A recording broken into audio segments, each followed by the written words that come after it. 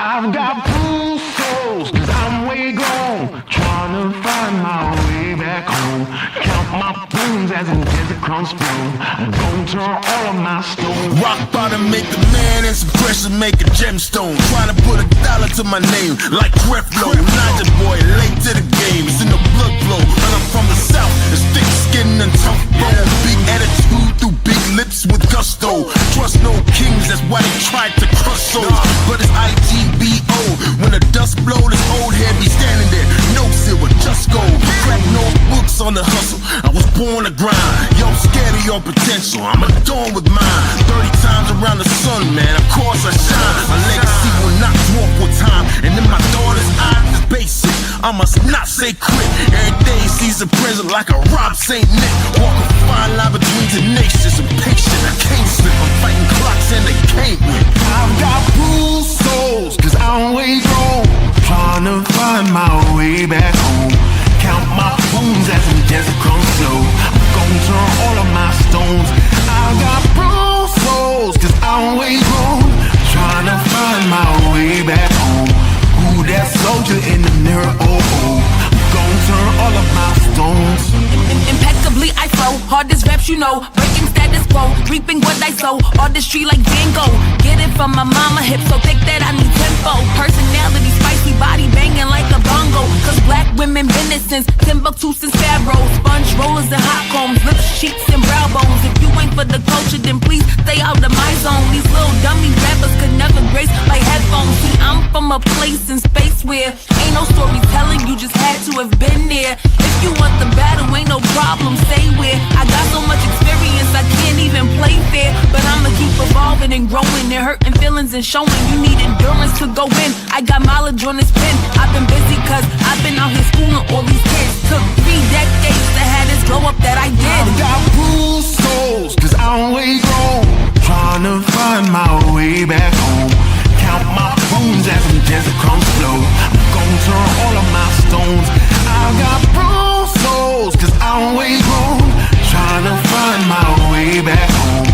Who that soldier in the mirror? Oh, oh. I'm gonna turn all of my stones. Turn all of my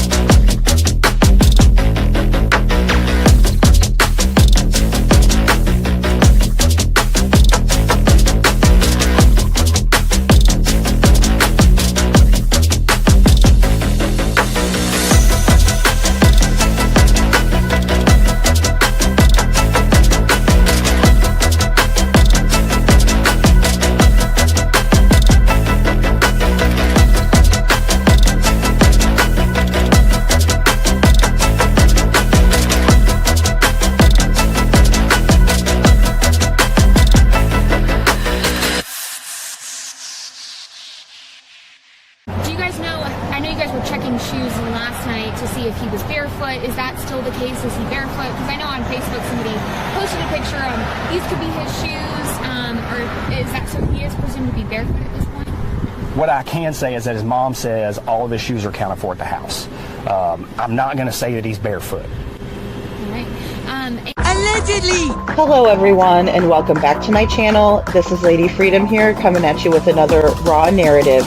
Here's a brief disclaimer for tonight's show. Let's watch. That's ignorant!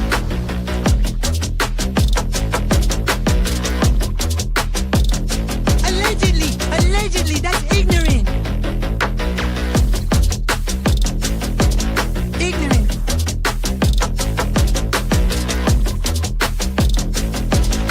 Judgment, Austin. Boy, you read my thoughts. You've got the shinin. You mean shining? Shh! You wanna get sued? Judgment, Austin. You just use that shin of yours to call me and I'll come a running. But don't be reading my mind between 4 and 5. That's Willie's time. Hey, yo, boss. I love it when he does that.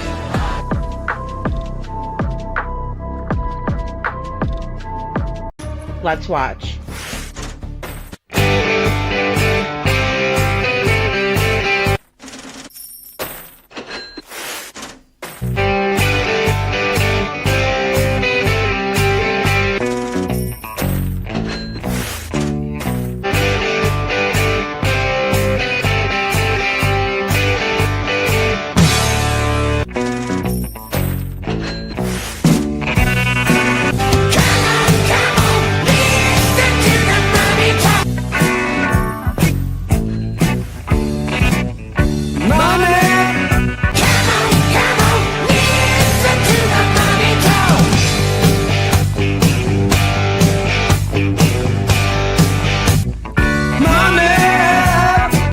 Don't get me back to good bullshit.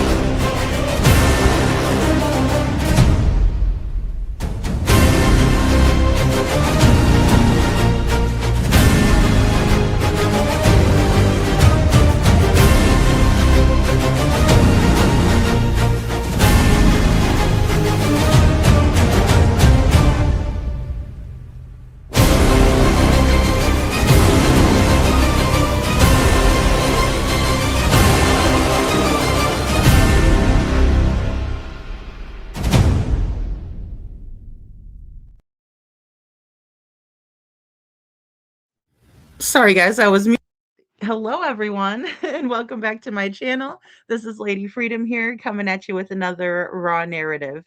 And it's good to see all you guys tonight. It's so good to be back at Night Court. Night Court is back in session tonight. We have Bullhorn Betty taking the feet, right, and Sumner County Sheriff to court.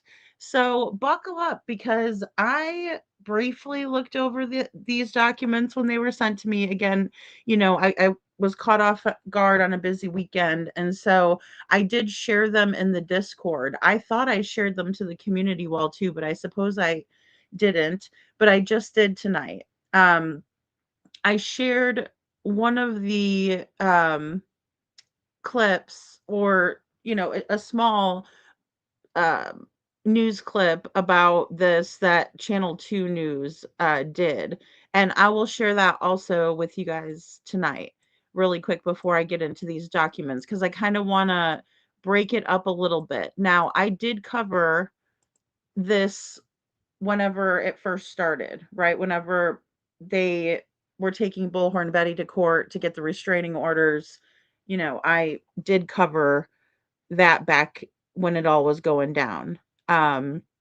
So, really quick, I just want to give you guys some shout outs because I noticed that we have some really long term memberships in here, and I appreciate it so much, guys.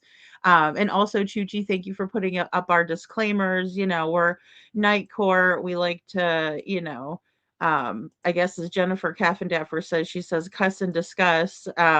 We do that over here too. So it's very mature content, viewer discretion always advised. Um, because we do talk about very heavy subjects. And Marion, so good to see you. And also, we have Sasha here. Hello, Sasha. And hello, Bo. So good to see you. And Jen is in the house tonight, Bo says. And I know Jen had an anniversary. Hey, Funtuski. And also, Gail is here. So good to see you, Gail. Thank you guys. Thank you guys so much for showing love. That is the best thing, doing the thumbs up and watching. It really helps out tremendously, and I always greatly appreciate it. And sharing the video out too. I saw that our friend Amy shared out the video. Thanks, Amy, for sharing out my video. I really appreciate you. And Astrology for Mystics with Jen says she's been a member for 8 months. Jen, thank you so much. Jen is just such a wonderful friend to me, you guys. I just can't even tell you how much Jen means to me, and I would cry if I started to. So, thank you, Jen. I really appreciate you. She says, glad you got to see your girl and you're home safe. Yes, I was like, oh, look at the palm trees. So I was happy to make it home, Jen, for real, and thank you. Um, Funtuski, thank you for hitting the like button. And Shauna is here. Hey, Shauna. So good to see you. Hey, Shauna, I cannot believe. Really quick, guys, I want to pull that up too. I meant to. I'm so glad you're here, Shauna. Um, Also about Haley Busby. So the Indiana Attorney General is going after Roblox because of what happened to Haley. And so really excited to hear that. And I'm gonna share that with you guys too. Um, okay, great. Yeah, there we go. All right, so I just wanted to grab that up really quick for us. Okay. So, and this is just great news. We'll put Haley's beautiful face up here. Um, there she is. She's just like a ray of sunshine, guys. This case just breaks my heart. It really does. I'm really a huge advocate. Kids are on these social media platforms and they're lured away and off of these things. It is horrible, horrible, horrible that they have chat functions, when they're gearing these games towards kids. It's a big deal for me. I think that what Haley's family is doing and her dad is doing out there is just something that is miraculous in my opinion, because even though I advocate all the time for other people, I don't know what I would do if this happened to my daughter. And Haley reminds me a lot of my daughter, of little lady freedom. And so that is very hard for me to imagine. And it's just it really needs to stop where they're putting these chat functions up on these games, right? Because that's how the predators, or Chester cheetahs, excuse me, of the world are getting in, right? So just wanted to show that also, and keep Haley's face up while we're doing our shout outs. And also Christmas Swan is here. Good to see you. And Blessed in Florida is here. Hey, hashtag Huckleberry. Good. So good to see you, Blessed in Florida. And let's see who else is here. Hey, Valley Gal. Good to see you. And little Miss Sharon has been a member for 13 months. Oh my goodness, little Miss Sharon. Wow. I think you are one of like the OG. members. Oh my gosh, that is so cool. Little Miss Sharon, thank you so much for your support. And I love you guys so much. You guys are amazing. Today, you guys rocked it with the gifted memberships. I was really excited, and that made me feel really good. So, thank you guys so much. I truly appreciate it. And YouTuber is here. Hello, YouTuber, and Sasha. Hey, Sasha. And also, let's see here. I think I saw another person I wanted to say hi to as well. Like I said, if I ever miss somebody, just, holler at me. And Blessed in Florida. Hey, Blessed in Florida. Oh my gosh, 14 months. Huckleberry, our Huckleberry hashtag for 14 months. My goodness. Brown, she says, proud dragon tribe member. Aw, thank you. Thank you so much, Blessed in Florida. That's fantastic. And I love you guys. You guys are amazing. I really did miss you guys. I wish I was more see, my thing is there's a lot of places on that trek where I can, probably just like flip a live on and talk, but I like to see the chat and I don't want to be distracted driving. So um I don't go live. And plus like I don't know, it'd be a real shame if I like got pulled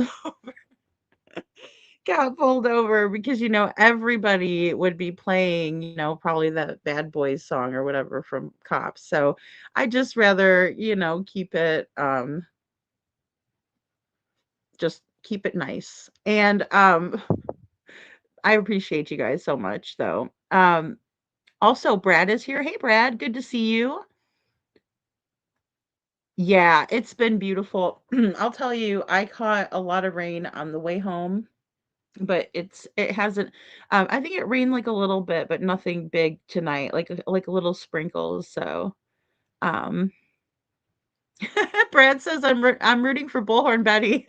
Well, guys, there's a lot of there's a lot of defendants in this, and I'll just name them off. Okay, so first one named is Sheriff Eric Craddock, right? Better known as to us when we joke around as Sheriff Snuggle Struggles, and then we got Lisa Byington, and then we got Katie Lynn Proudfoot, and Christopher Andrew Proudfoot, and Terry Bowersox, and Maddie Bowersox, right? And Maddie is Cruella DeVille, right? So all of these people are named, right? We have six plaintiffs, and it says jury demanded.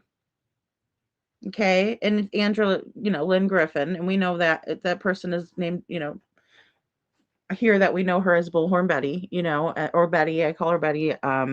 You know, I love Bullhorn Betty. She has always had my back, and I appreciate everything that she does for everyone that she does it for.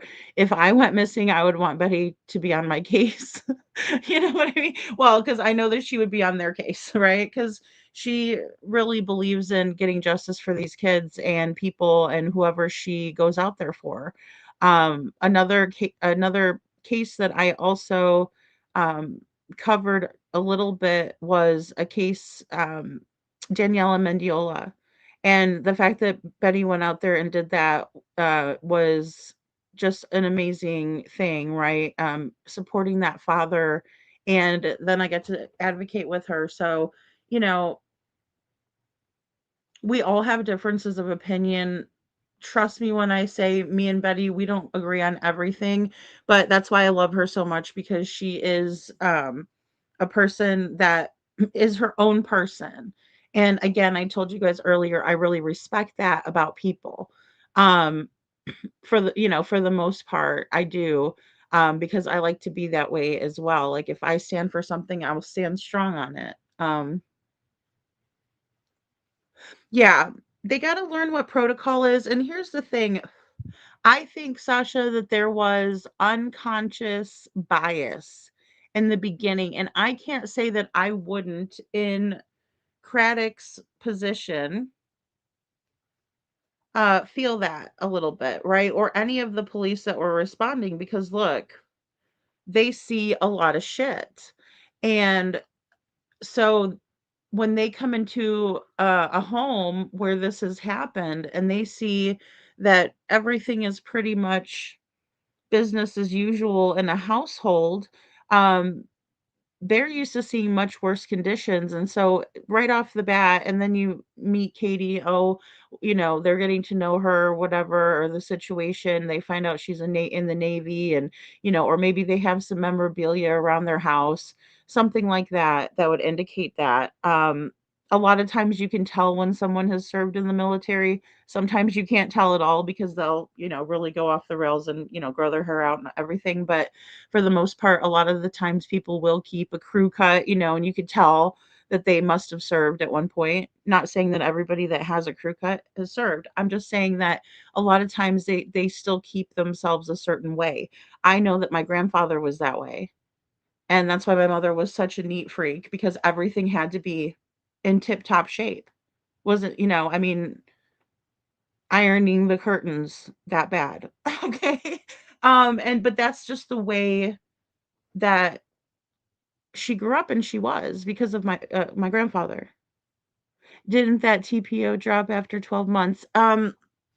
So I'm wondering about that too, Funtuski. I don't know, but you guys can chime in the chat if you know the answer to that, because I would imagine there is a time limit, right? When I went for any of the restraining orders that I've had during my DV situation, and then this one here in Florida with the other YouTube creator, they asked me how long I wanted it for. So here in Florida, you can have one for a lifetime. I don't know what it's like in Tennessee, because obviously, and heaven forbid, I would never have to get, something like that. Um, so again, because it's awful, it's awful for both parties, I'm sure. Um, and so, yeah, a lot of people have been speculating on that, and I'm not sure. I'm not sure. Hello, Sasha. And let's see, I'm just gonna shout you guys out. It's been 70s here in Tennessee all week. Yeah. Um, it was very nice everywhere I traveled through to. And Tennessee is beautiful. And I mean, I again have a very special place in my heart for Tennessee. Um, so Sean is in here. Oh, okay, I was gonna say she's in here, Jen. I know it's so amazing. Isn't it amazing? Yeah, Shauna says, Roblox and Discord. Oh, really? Someone's seen it before me and sent directly to me. So many people are really seeing this one state at a time. We got to get it everywhere, Shauna. We really do. These kids do not need to be in an environment where they are fresh meat, so to speak. I mean, it is so bad. And how this all happened to a very intelligent, very smart, sweet young lady like this, it's absolutely scary. It is absolutely scary. So, um, hello, Susanna. Good to see you, Susanna. Oh, she's just so beautiful. And, and that's the thing. It can happen to any of the kids because they can get lured. These people are good at what they do. And that's the thing. The Chester Cheetahs, and that goes for anyone that would lure any kids, because what are they trying to do? Um, so, thank you, Chuchi. I have to add that to my channel. I know I'm so bad with that. I do. Thank you so much for doing that. Um, Yeah, I assume her attorney would know the law. Yeah, I hope so. I sure hope so. Um, in your state, it's a lifetime also. I think they might as well do that. I wish that there was no time limit in Missouri, because I would have had a lifetime. If they offered me that option, I would have taken it. Indefinitely. Even though it would have probably messed things up because of my daughter, right? Because I did, spend the part of the graduation, with my ex-husband. But that's because that's for my daughter, you know what I mean? But um, you know, it it's stressful. So I guess, you know what? I take that back. Um, so hello, Ann Reynolds. Good to see you. All right, guys. So let's get into this. Enough about this other stuff about me. Okay, so um let's go into Haley. And Matt Thibodeau posted this. Again, I love Matt Thibodeau. He does such a great job. Indiana Attorney General Todd Rokita has filed a lawsuit against Roblox and Discord following the death of 17-year-old Indiana resident Haley Busby. Now, this shows how, out of it I was, because I guess I only remembered the Roblox part. So here it is. Yes. And authorities say she has communicated with a man from Columbus, Ohio, right? Through those platforms before she was found later dead in Ohio, right? So what he did was he took her from Roblox to Discord. Now, I'm guessing the only reason Sessions, because that's the last place he took her, Sessions, is not listed is because they have double encrypted messaging. So in my opinion, I think that might be why, but I could be wrong. I'm just guessing on that. But I'm surprised they're not going after them because here's the thing, the police can't even get those double encrypted messages, which is so freaking scary. It is so scary. So, the 70-page lawsuit filed on May 6, 2026 claims the companies broke Indiana's Deception Consumers Sales Act. It argues that Roblox and Discord promoted their platforms as safe for children and teens, but in reality did not provide strong enough safeguards to protect users from online Chester Cheetahs. Okay, guys, let me tell you this. I saw a commercial that popped up on YouTube and it was for Roblox and it was geared towards children and it was one of the little girls in the commercial I'm sorry, ad talks about how she likes to talk to her friends on that app. I wish I could have screen recorded it.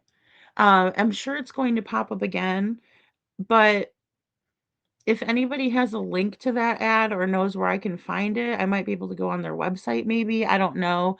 But I would like to deep dive into Roblox. I talked a little bit about it, with my daughter when I was there about Roblox, and I said because I remember her doing like Club Penguin, and she chatted with her friends back and forth, but it wasn't ever things where she was getting anything weird, right? Because she was younger and she would have told me about it. And I asked her about it too. I was like, is there anything that you didn't tell me when you were young? Because look, kids don't always tell their parents stuff, and then later on you'll be like, yeah, I did this. And then your parents are like, oh my God, really? And so obviously we all know that, right? So it's just super scary. She said it's like different games that you can play. She said she's played one where, she dressed up like a fashion model, or whatever on there. And then people would rate it, oh, I like that. I don't like it. I'll give it a 7, I'll give it an 8, whatever.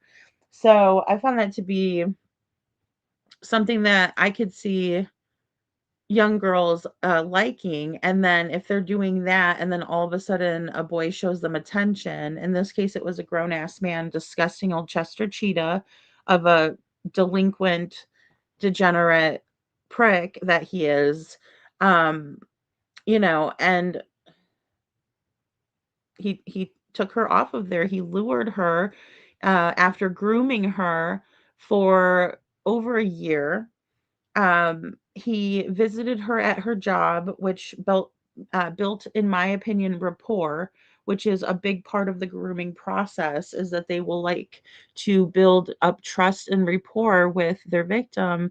And that way they go with them willingly, and everything's all good. And that's what Haley did. So Haley took it extremely slow with this man.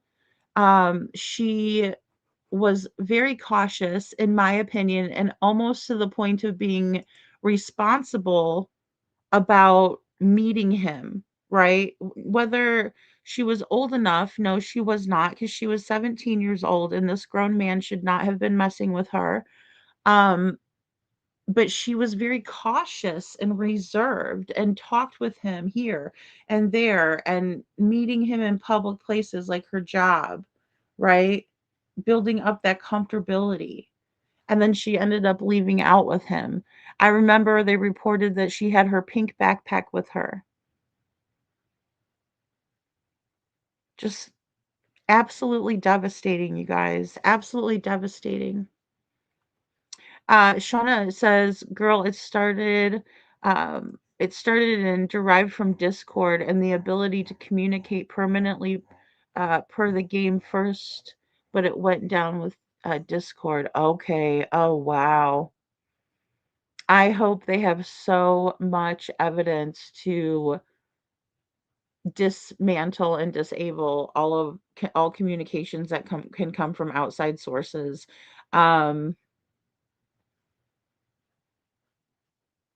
yeah, I just it's very, very difficult because really all of the kids that go on that are at risk. Every single one of them because of that chat function. They're just all at a very high risk. And it is like the playground for the Chester Cheetahs, you know, when they should be playing over on Wood Chipper Island. Uh, while the name of it, Dis, and then even Row, but especially the first one, it's such an omen. Yeah. Oh my goodness. I'm telling you, and I'm so glad they're doing it. I'm so glad that they're going after them for this. So I was hearing about Canvas with all the school district and university that had breach of information and fallout. Oh, that's interesting, Funtuski. Yeah, nasty old Chester cheetahs, right? Chuchi, they shouldn't be messing. He should never have been messing with her. You know, she should have been dating someone her own age. You know, I mean, someone from her high school. And I get that young ladies are more mature, at times, and you do, maybe fall for an older guy because of the maturity factor. And especially at 17 is awfully close to 18. It's just, but again, it's a total nasty situation. And he only had bad intentions for Haley.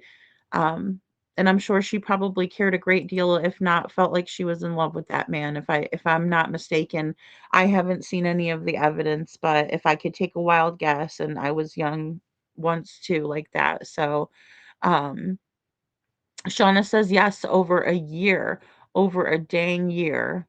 That then the thing is, being that age and building this trust and not really knowing what to do except for how we feel, etc. Exactly, Shauna. Yeah. The time he took to do this, the grooming. I mean, I know. Because I feel like because when I think about how this could happen to a 17-year-old, even, so we got to back up to she was 16 when they met, even maybe just turned 16. So very young, but also she was very cautious because sometimes it's super easy for girls to meet up or not, know what the right thing is and everything. Um, I know, Sasha, it's just so hard. It's just so hard. Yeah. Oh, and he's the devil himself, believe me. He's saying he's gonna have his defense attorney take care of it. He's a real piece of work. He's a real piece of work. All right, guys. So I'm going to go ahead and switch gears over, but we're going to talk more about Haley, of course, because we love Haley here. We want to rock out that pink alert. Let's get it going. Haley is just too good of a person, too special of a soul to ever be forgotten, and we need to advocate. And her story is going to be the light that, shines us in the direction of where we need to be for reform on these platforms. Hey, Crazy Buck, good to see you. Okay, so let me go ahead to this. We're going to pull over to our friend Caitlin Quisenberry. Um, and Channel 2 News. They're very great about sharing Sebastian's case. In my opinion, they do a great job. And here we go. This is going to be pertaining to the documents we're about to read. Okay. Sebastian Rogers went missing from Hendersonville in 2024, prompting national coverage and a social media investigative frenzy. A content creator known for covering the case is now suing the Sumner County Sheriff and others after she was arrested for allegedly harassing Rogers' family. Welcome to News 2 at 5. I'm Haley Wilgus. News 2's Caitlin Quisenberry breaks down those claims. YouTuber and content creator Andra Griffin, also known as Bullhorn Betty, has filed a lawsuit against a long list of defendants, including Sumner County Sheriff Eric Craddock, a Sumner County detective, and the mother, stepfather, and 2 other family members of missing Sumner County teen Sebastian Rogers. In the 10-page lawsuit filed on Thursday, Griffin claims her constitutional rights were violated, including her Fourth Amendment right against unreasonable seizures and prosecution. The lawsuit also accuses the sheriff's office and members of Sebastian Rogers' family of targeting her because of critical comments she posted to social media about the investigation and the family. Griffin adds the defendants reportedly acted, quote, recklessly and maliciously, leading to orders of protection and eventual damages, including time in jail and a $20,000 bond. It was due to an increased fear because of the danger from threats, harassment, and as well as trespassing. She's reporting a bunch of lies. She's harassing me, harassing my family. Those comments came during a court proceeding last year, when several of the defendants accused Griffin of stalking and harassing the family. All right, guys. Did you guys notice that they took the machete part out of that one? They didn't like that. They didn't show us machete because they know we all go crazy for it. Yeah, go Betty. Go Betty. Woo woo. Right? Get it, Betty. You know, look, they put her through the ringer now and caused a lot of crap and arrested her at Sebastian's vigil. Why would they do that? See, that's another thing I don't really understand why they would do that, right? I just don't. And I did this video, and it's called "The Feet versus BHB," right? We're gonna watch it. We're gonna watch some of it because there's some threats and stuff that was going on, and you know we got a little bit of everything in here.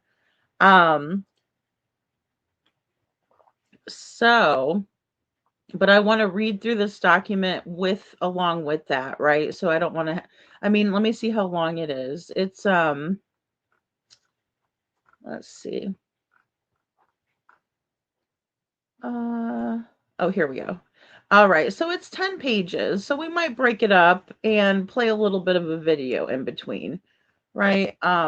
We'll see though. Cause like I said, I haven't had a chance. I kind of skimmed over it. But either way, I'll want to take you guys back through kind of the past here. So, hey, Kiki, good to see you. So, just bear with me on this. But yeah, so we got, some people in here. And it's Chris and Katie Proudfoot. And, Katie is showing off her nails to Clue, it looks like.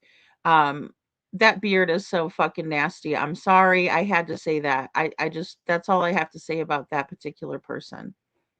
That is a nasty beard. Okay. This is First Amendment protected speech. There has to be some action that will require that by Ms. Griffin to direct that to the petitioners. And the statute clearly says that it's only a violation if the defendant knowingly does that. According to the district attorney's office, the grand jury ultimately declined to indict Griffin because they did not believe there was enough evidence. Griffin is asking the court to block any further retaliation action against her, along with compensatory and punitive damages. She is also requesting a jury trial. I attempted to reach out to Griffin, her attorney, and all the parties named in this lawsuit. I'm still waiting to hear back. The Sumner County Sheriff's Office says they cannot comment on pending litigation. Haley. All right, guys. Ain't nobody going to comment on pending litigation unless they're a damn fool. Right? Because, come on, let's be real. That's very strategically that would bury whoever decides to do that, right? I mean, anybody that has any sense in their head. I mean, you don't even need to hire a lawyer to know that that would be a smart move, right? And it would be a dumb move to speak on it. Oh, look, we got Jen and the Lost Boys and TMZ, something about a divorce battle that I really don't give a rat's patoot about. Okay, so here we go with this. Now, these are the official court documents. I'm going to read them off, and we'll comment on them. But here it is, guys. Boom. Jury demanded. Okay. In the United States District Court, Middle Tennessee, District of Tennessee, at Nashville. Right. So, Andrew Lynn Griffin, plaintiff versus Sheriff Eric Craddock, Lisa Byington, Katie Lynn Proudfoot, Christopher Andrew Proudfoot, Terry Bowersox, Maddie Bowersox. Foot and socks, jury demanded. All right. The complaint. Here comes, hear ye. Okay. Comes the plaintiff, Andrea Lynn Griffin, and files this complaint against the defendants, Sheriff Eric Craddock, right? And again, we have Lisa Byington, the Proud Feet, the Socks, and would show the court as follows. So, introduction. This is a civil rights action brought pursuant to 42 USC 1983, seeking declaratory and equitable relief, compensatory and punitive damages, as well as other relief against defendants for violation of plaintiffs' Fourth Amendment rights to be free of unreasonable seizures and prosecutions except upon probable cause, right? So we all know that there is no illegal search and seizure, right? And also that there must be probable cause in order to for the police to engage in such practices. Again, I'm not a lawyer, guys. I'm just a YouTuber. I'm just reading this as I understand it. So again, if I'm getting it wrong, if we have any law school people in the chat that are familiar and I get something wrong, please feel free to correct me. But as I'm reading it, that's what I'm seeing. So the parties, we have again Andrea Griffith, that's Bullhorn Betty, at all times relevant, was a citizen and resident of the state of Florida. Okay. So whenever these events took place, basically it's saying that Bullhorn Betty is a resident of state of Florida, and she still is. The defendant, Eric Craddock, is and was at all times relevant, the duly elected sheriff of Sumner County, Tennessee. In his capacity as sheriff, Craddock was the sole and final decision maker for Sumner County related to establishment of policies, customs, and procedures, including the hiring, supervision, supervision. Ha, wow, that's funny. Okay, supervision and training of employees such as Defendant Byington for the Sumner County Sheriff's Office. Defendant Craddock is sued in his official capacity only. Okay, so these are the two officers, right? The other officer, along with the sheriff, who were most responsible and who are being sued in this civil matter. The defendant, Lisa Byington, at all times relevant and upon information and belief, was a citizen and resident of Sumner County, Tennessee. Was a detective for the Sumner County Sheriff's Office. This defendant is sued in her individual capacity only. Okay, so they just, differentiated that each of these people are being sued, but individually, right? So just throwing that out there. Now, um, we get to the defendants, Katie Lynn Proudfoot and Christopher Andrew Proudfoot, are the mother and stepfather of the missing youth Sebastian Rogers, and defendant Terry Bowersox and Maddie Bowersox are the stepfather and mother of the defendant Christopher Proudfoot. And all these defendants are and were at all times relevant citizens and residents of Sumner County, Tennessee, hereinafter family defendants, right? The four of them were the ones that got the, restraining orders on Betty, right? Or who had asked for protection against her. Guys, I'm 5'6". On my channel from The Gathering, there's a picture of me and Betty standing next to each other. I am like towering over her, okay, to where all I had to do was lean my head over on top of her head. And there she was. She's little, guys. She's really little, okay? And Chris Proudfoot is this big ogre, and it's not that it's funny at all, because this has to be absolutely stressful for Betty, and I'm praying for her because I know it's got to be tough. YouTuber, I'm saying. You should have seen me and Betty when I had my heels on for court. Oh my gosh. Um, I was like really taller, taller than her. But anyway,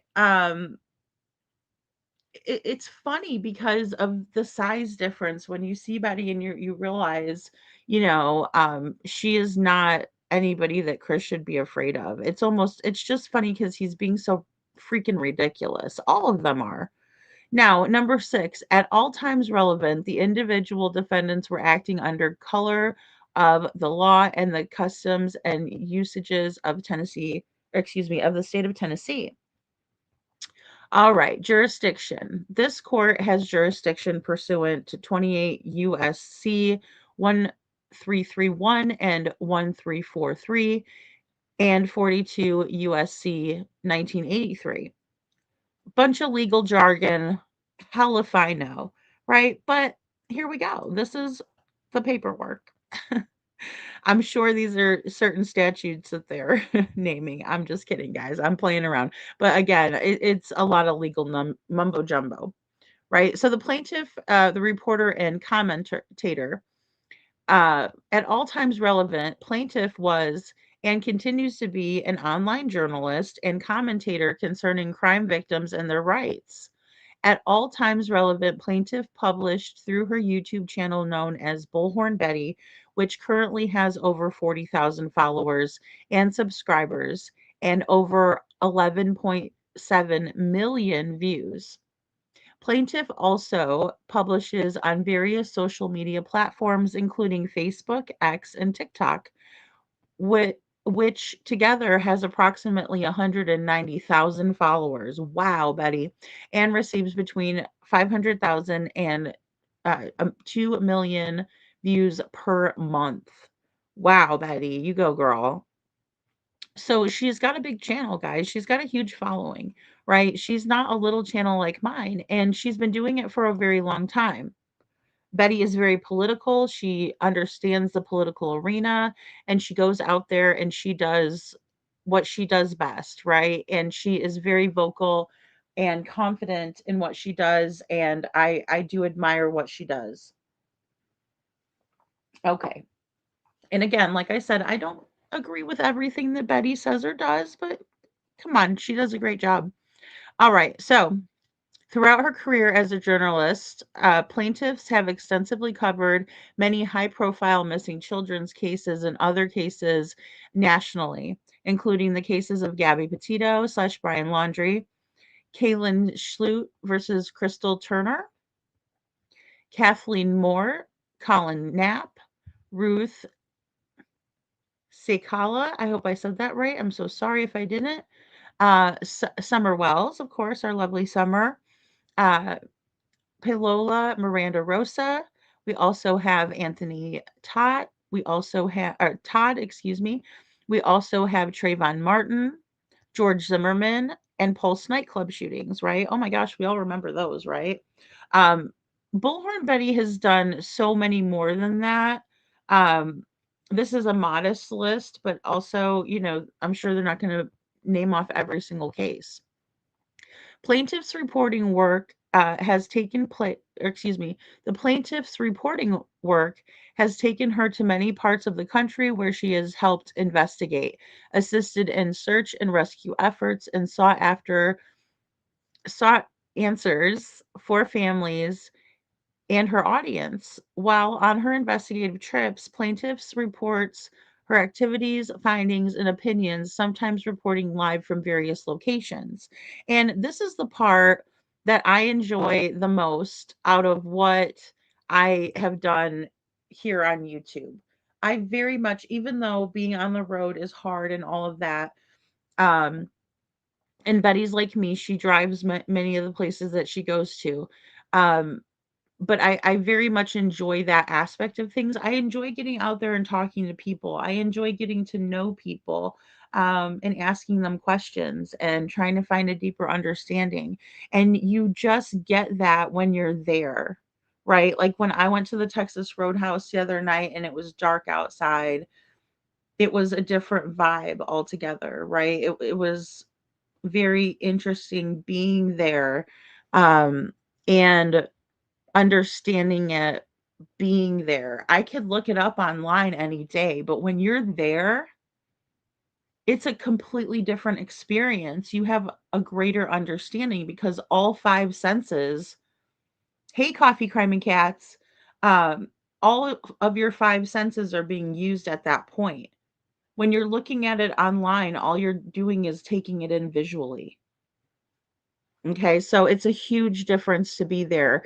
It is a huge deal for these families to have people come out and support them, you know, and you get to know people. Hey, Lori, and so good to see you. And you get to know people. Um, you get to understand how they are and who they are, you know.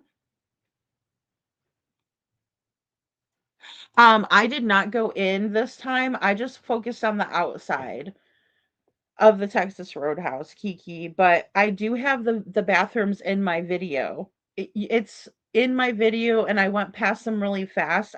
But I did a video where I slowed that video down. Also, I slow jammed the video because I didn't want like to catch somebody coming out of the bathroom because that's like messing with their privacy and that's weird. Like I wouldn't want somebody filming me when I came out of the bathroom. Like I'd be like, ew, weird. So I tried to hurry up past them and film them like so you guys can see what they look like because there's absolutely like a bathroom back in there and then the men's room.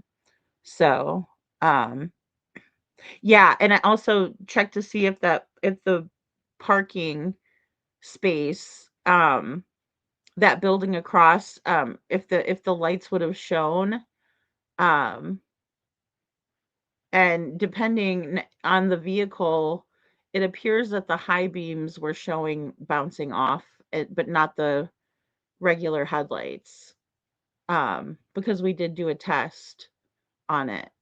So I thought that was interesting too. So, yeah, Lori, go, Betty, go. Exactly. And again, she is very awesome at advocating, and this is what she does, and they're just explaining that. Now, on February 26th, 2024, Sebastian Rogers, who was at the time at Hendersonville, excuse me, and at the time a 15-year-old autistic boy who reported who was reported missing from his home by his mother, defendant Katie Proudfoot, and his stepfather, defendant Chris Proudfoot. Soon after, a community wide search effort began that was initially reported by local news stations that same day. Because Sebastian was not located, an Amber Alert was issued and the community search continued. Since reporting Sebastian missing, defendants Christopher Proudfoot and Katie Proudfoot have given multiple interviews with both traditional news and online media outlets, including WSMV4 Nashville, Nancy Grace, and several others, right? And we know here at in the Dragon Tribe and at Lady Freedom's channel that, you know, Chris and Katie Proudfoot have been on all of the hate channels on YouTube, and they've said some really awful things. And I don't know if I would say, Terry Lynn's a hate channel. I think she's a wannabe, in my opinion. But, even that's where Chris Proudfoot was saying the most vile things about Sebastian. When you do that, you open yourself up for review. Just me sitting up here talking to you guys opens me up to review by people, whether they like me, they love me, they don't, they hate me, whatever it is, it's okay for them to review my content because we have the right to do so here in America. It's not against the law, and sometimes they're not going to say nice things and sometimes they'll say great things, you know? So, yeah. But I did slow jam it, Kiki, so you can see past the bathroom, and luckily nobody was going in or out when I was there. I just quick, went by it. Because I wanted to see. So,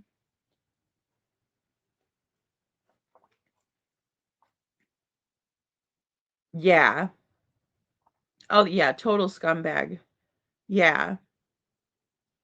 Oh, your son's Trayvon Martin's age. Aw, Sasha. Yeah, I know. Putting their hood. That's see, and that's terrible. That shouldn't matter. Hoods are made to be on your head, especially if it's cold. All right, so plaintiff's coverage of Sebastian's disappearance.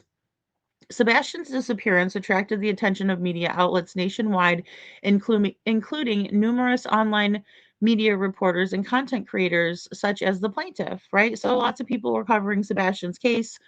Plaintiffs' reporting and commentary regarding Sebastian ultimately became a crucial, excuse me, a critical piece of the Sumner County Sheriff's Department handling of the investigation of Sebastian's disappearance and began raising questions about whether any family members were involved, right? And this part is important because it did raise questions. Look, Katie was the last person with Sebastian. Chris and Katie have changed their story. Chris and Katie did not call 911, they called the sheriff's department. Chris and Katie have done a lot of shady shit, and so has Maddie and Terry, in my opinion.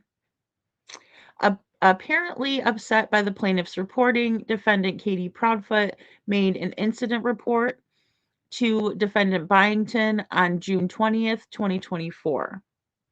Complaining that she and her family members were being harassed by a person on YouTube. That plaintiff had, quote, made several YouTube videos slash chats regarding her theories and opinions as to the investigation and the juvenile's, quote, disappearance, end quote. The incident report also states, on or about June 22nd, 2024, defendant Byington received information that Bullhorn Betty was in Sumner County and posting videos and going live while driving around in the area, to include defendant Katie Proudfoot's home and defendant Chris Proudfoot's workplace in Memphis, Shelby County, Tennessee.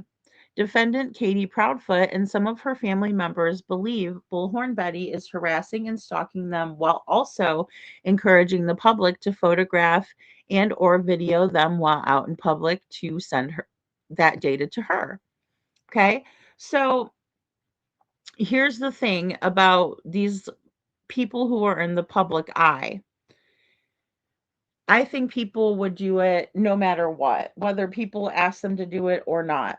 That's my opinion. Would I film Katie Proudfoot? I don't think I would. Because I would want to ask her a question off camera. I don't think if she knew I was recording her, she would, I don't even think she would answer me. I think she would turn bright red like she did when Alana asked her a question, right? About Sebastian. So, another reason why I was very hesitant to go live while I was on location is because I didn't want anybody to know where I was, because it's very scary. Hey, Claudia. It's very scary. People could show up and, act a fool, and I don't need that. So now we're moving on to number 16. On June 22nd, 2024, plaintiff traveled from her home in Florida to Sumner County, Tennessee, where she spent 3 days reporting on Sebastian's disappearance. During her time in Sumner County, plaintiff broke no laws, did nothing illegal, and simply engaged in her general reporting endeavors. Afterwards, she returned to her Florida home, right? Unbeknownst to the plaintiff, on July 25th, 2024 and August 1st, 2024, defendants Katie Proudfoot, Terry Bowersox, and Maddie Bowersox, based upon false and or misleading affidavits, sought and obtained an ex parte temporary orders of protection from the General Sessions Court of Sumner County, Tennessee. Defendant Christopher Proudfoot similarly obtained an ex parte temporary order of protection on the same false and or misleading basis on August 17th, 2024. Okay. And again, it says Katie Lynn Proudfoot versus Andrew Griffin, petition for order of protection, Sumner County General Sessions Court, the docket number 2024 CV 3542, filed July 26, 2024. All right. The petitions on which the defendants Katie Proudfoot, Terry Bowersox, and Maddie Bowersox obtained their ex parte order of protection falsely accused the plaintiffs of stalking the defendants. The petition of defendant Christopher Proudfoot falsely accused the plaintiff of stalking and also falsely accused plaintiff of threatening to do harm and harassment. Defendant Christopher Proudfoot also requested to gag order the plaintiff from talking, suggesting, or any other ways about his son's missing case, be ordered to not have any form of third parties contact me or my daughter. Okay. I don't think anybody was contacting his daughter. I think we all respect Nina too much to do something like that, in my opinion. Right. And so what I want to stop there, and I want to show you guys some of this video I made at this time when this was all going down. Right. Chris was trying to get gag orders on people, right? Because he didn't want people talking about Sebastian's case, but it never really sat well with us, did it? Because all of us are very much wanting to find Sebastian, and we want to make sure that justice is served for him, right? And so here we go. Let me go ahead and show this. And again, this is when I was making videos, and I didn't realize some of the formatting issues that I was experiencing, but it was about a year ago. So here's this video. Here we go. For this nonsense has been going on for a very long time, and that's why I wanted to illustrate this to you. I wanted to demonstrate that this has been going on through the entire case. And if you get involved with the Sebastian Rogers case, unfortunately, the trolls are going to come for you from the people that do not want this young man to be found. And Terry Bowersox will follow, stalk, and harass your life.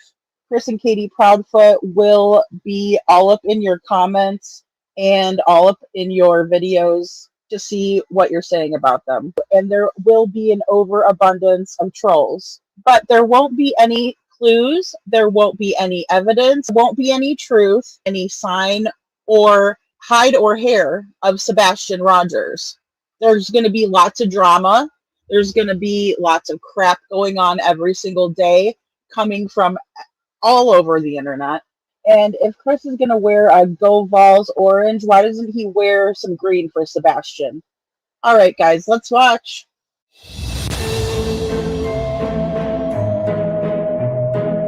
I'm going to share a clip with all of you of a very strange encounter we had in the neighborhood of Katie and Christopher Profwood, the same neighborhood where the Profwoods claim Sebastian Rogers went missing. 15-year-old Sebastian Rogers was reported missing during the early morning hours of February 26, 2024. It's still a mystery. It's been over a month now. He has still not been found. We've been canvassing the neighborhood, looking around the area for Sebastian. We had an encounter the other day, going past the Proudfoot's home, and there was a strange car in the driveway that was pulling out. And then this car chased me around the neighborhood and was stalking my movements until I actually drove up and the car went around me and an individual got out and started taking pictures of me and my license plate. I'm going to show you this encounter and then we will further discuss. Check it out.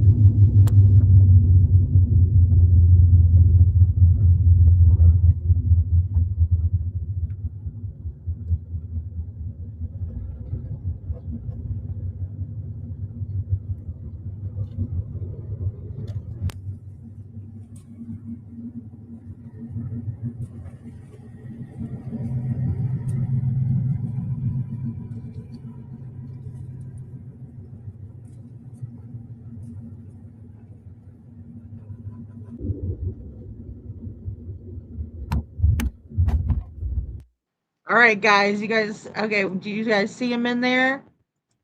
See them?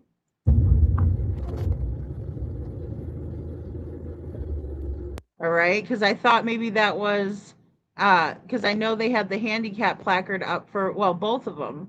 Once we saw the Texas Roadhouse, we also saw them rocking the handicap sticker as well. So here we go.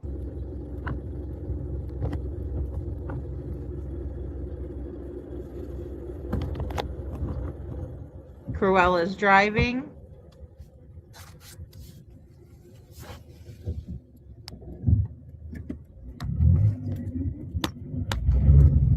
Oh, there goes old Terry getting out.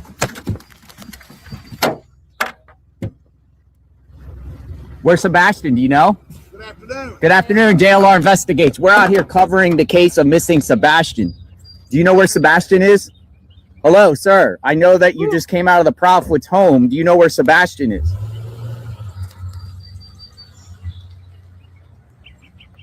Why would they run away like that? Okay, guys, let me just stop right there. Hey, Sammy, can anybody tell me why an innocent person would act this way? The tooth. Kiki the tooth. Hey, lover girl. I mean, come on. No one acts that way. And there's Maddie with her coffee. We'll call her Maddie tonight. There's Maddie with her coffee. Unbelievable. No normal people act like this. Usually, when there's a missing child, the family's begging to speak with the media because they want exposure. I know JLR's really creepy looking and he comes out, he looks like a little alien. No, I'm just kidding. But, you know, he's like, hi, hello, hello, hello. And he does that snuggle, snuggle, snuggle thing too. But, you know, you would think that they would say, oh, yeah, that's our grandson. He's missing. You know, can we help you? Or thank you for helping. But they don't do that, right, Lori? I mean, this is super suspicious.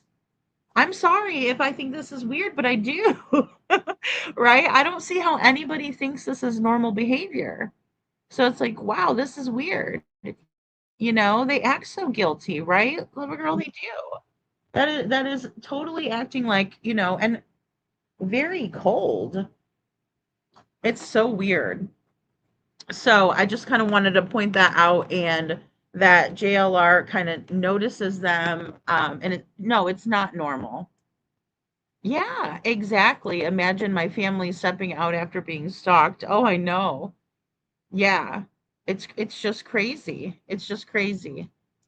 Not normal at all, Bo. Not normal at all. All right, so we got some car chasing me, and I'm on a public road. So we'll see. We'll see.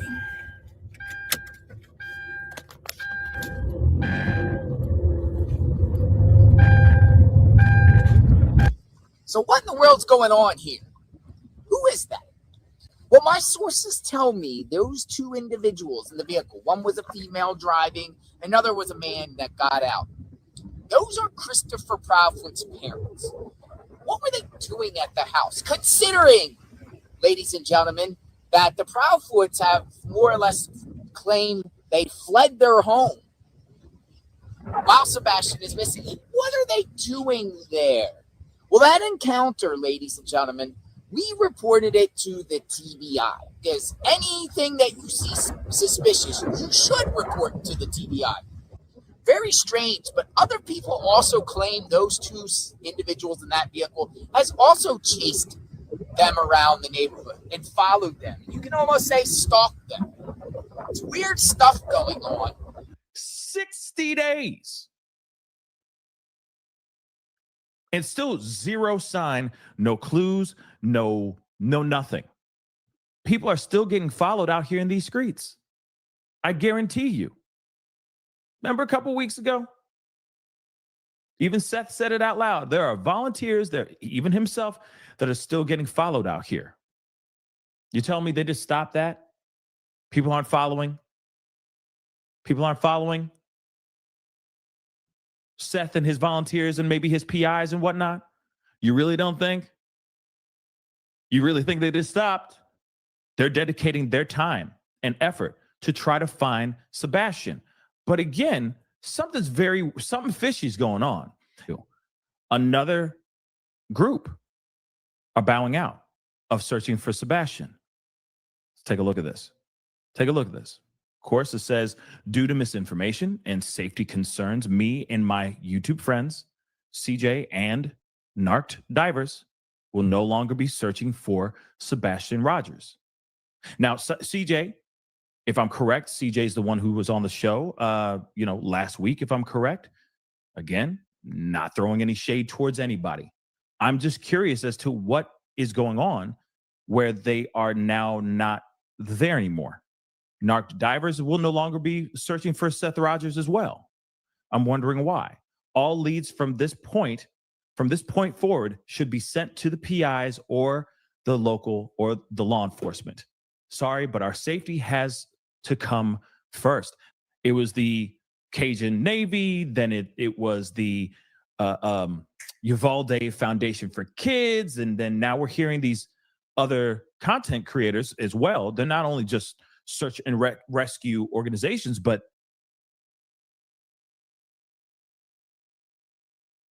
content creators are now sitting away or walking away.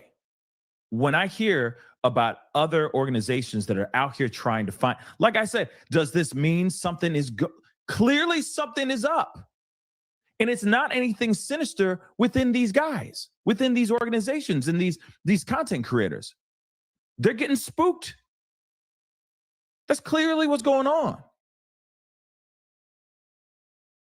Unless they're literally being put on a wild goose chase and they're going, what's the point? Due to misinformation. Are they getting followed? Are they getting threatened as well? Remember, Cajun Navy, the very beginning, they're like gung-ho, we're going down there, we're going to find Sebastian, right? And everyone's like, yeah, find Sebastian. And then all of a sudden, they bow out. Due to threats, etc. We have to walk away. What kind of threats were they getting, though? And are these guys getting the same threats as well? No shade at these content creators, none at all, okay? None. I'm just curious as to what happened here. Were there threats? Not only maybe legal threats, or were there actual threats that were going on here that would inspire 3, if I'm correct, 3 me and my YouTube friends. So 3 different groups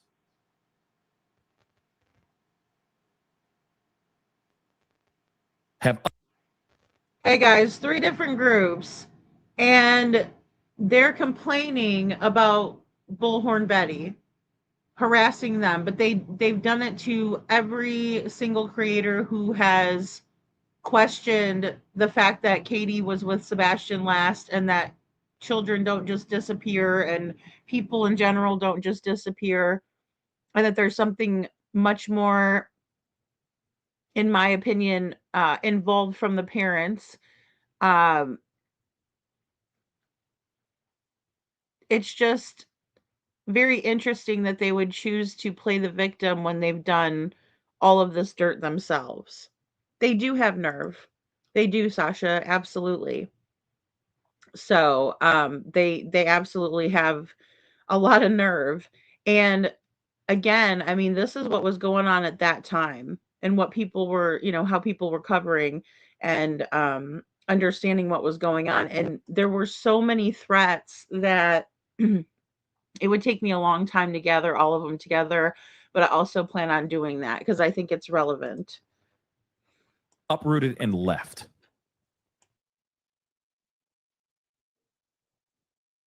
That's scary. It sounds like somebody's out here not wanting these 3 groups and all the other groups that were involved. Seems like they don't want them to search. Seems like they don't want them to find Sebastian. If people are literally saying this kind of stuff, something is rotten in Denmark. That's what I think. I think something deeper is going on. And they're probably trying to scare these guys out of the town.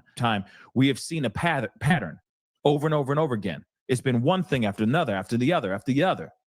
Something's not right here. These guys were out here doing good work. From what I saw, you got to remember, we saw a video from Narc Divers where they were having a conversation with Chris Proudfoot. Him giving him all kinds of information. Now I'm curious, were they still having conversations with Chris Proudfoot and that information was just taking him on a wild goose chase? That's crazy. But then on top of it, it says safety concerns. Well, here's your better one. There was the dispatcher. The call got released from the dispatchers to the deputies and the responding units. In that release of information, you can clearly hear the dispatcher and the cops all say, the dog's got to send this over here. Okay. And I mean, for people to say, no, it didn't matter. Yeah, and that's what. Track back up, going into the construction site over here back towards the beach. That's the one behind you. It's awful muddy. Do you see any footprints, anything? You shouldn't have any shoes on. Dang it, this is all dry, hard packed. I do have some footprints over here. Right there where you're standing? Yeah, leading right over here to the retaining pond. No shoes, just footprints. My shoes, Max went straight into the pond. Max led me straight to the retaining pond. Over behind Willow Boulevard, he dove right into the water. Have you seen any footprints around it?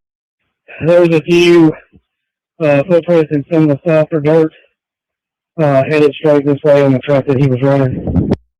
Truck 47, what kind of shoes does he wear? Size 10.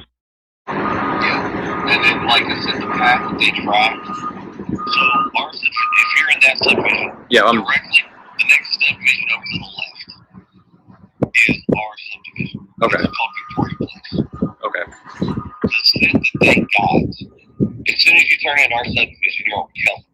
Driving all the way up to the very top of the hill at a 4-way, you'll see that to the right they're cutting in a road that will link all this together. Okay. And do you know how much they actually drained? They drain the whole thing. It's okay. So initially, when they went over to look at it, it was only knee deep. From the picture that you showed me, there's a lot of new runoff. I'm 5'9", and it was knee deep. Okay. So and they even drained it and still walked it. Okay. So they actually walked it. I didn't know that. Yes, sir. Yes, sir.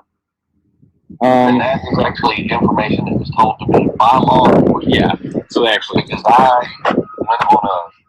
me and law enforcement, they can put me in a vehicle, right? Drove it around and showed me a bunch of stuff. I'm the only one that they've done that with. Okay. So I can actually give you a little bit more information than what everybody's out there running their mouth. No, I'm not going to. So to work backwards from the pond, okay, if you were to walk from the pond, go straight up into the construction site, you'll see where they cut the road and it turns left. If you walk that all the way back, runs into our subdivision. Okay. If you go down Kellen, all the way down to Stafford, and walk down toward Stafford toward our house. From our house, if you're looking at my house, I'm going to tell you where the dogs then went. They started on the front porch. Okay. Because off the front porch, the dogs cut to the right. They go all the way down the side of the house along the fence. So they went to the back side, or that right to the north. If you're looking at my house, okay, it's going to be the right hand side. The dog goes all the way down the fence. The dog comes all the way back up into the yard, and then it cuts diagonally to the house next door to us through their backyard. And that is the direction which the dogs take off. Now after that, that's where they get over to the main road, go up Kellen, and head over to the other subdivision. Okay. There was a Belgian Malinois, a blue healer, 2 bloodhounds, and a blue tick. In the 8 days of the variance in searching, in the 8 days, on day 1, the 5 dogs did that. Out of the 8 days, 3 different dogs from 3 different groups went to that same area in that same set. On day 1, 2 of those dogs did the same path. And I'm pretty sure that was the bloodhound and the blue tick. It was probably a better dog. Yeah, those 2 were probably the better ones. Now, the guy, I can't remember this guy. I called him Michael, but I think they call him Michelle. Okay. He's French. He's out of North Carolina, I believe, and he trained, brought his dogs out, and one of his dogs did that same path.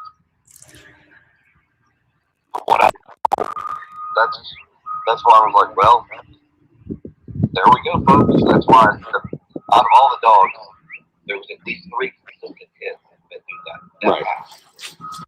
And there. You know, guys, I find it odd that, he never brings up the Malinois, but then he tells Jules the one was a Malinois. It's like, you weirdo. Kiki, yeah. Kiki says, I'm telling you, lady, I wish that person that lived in that home on Willow Bend that Ellie was so worried about getting the footage would have had a great view. Yeah, I agree. They wanted to get that, and I hope they did, and I would love to see it too. I wish we could get that footage. I think that there was a lot of footage that could have been gathered that could have indicated, obviously through process of elimination, that Sebastian did not get caught on any type of camera leaving the neighborhood that night. I think that's a huge piece, right? Very interesting. And also depending on when the case is, Kiki, because I did see that we'll have to coordinate something. I don't know if I can afford another trip anytime soon. But yeah, maybe if we crowdsourced it, that might work out, but oh gosh. Oh no. Yeah, it would be interesting to go. So Was a couple dogs, like one dog went over to Long Hole Pike He's out of North Carolina, I believe. He trained, he brought his dogs out, and one of his dogs did that same path.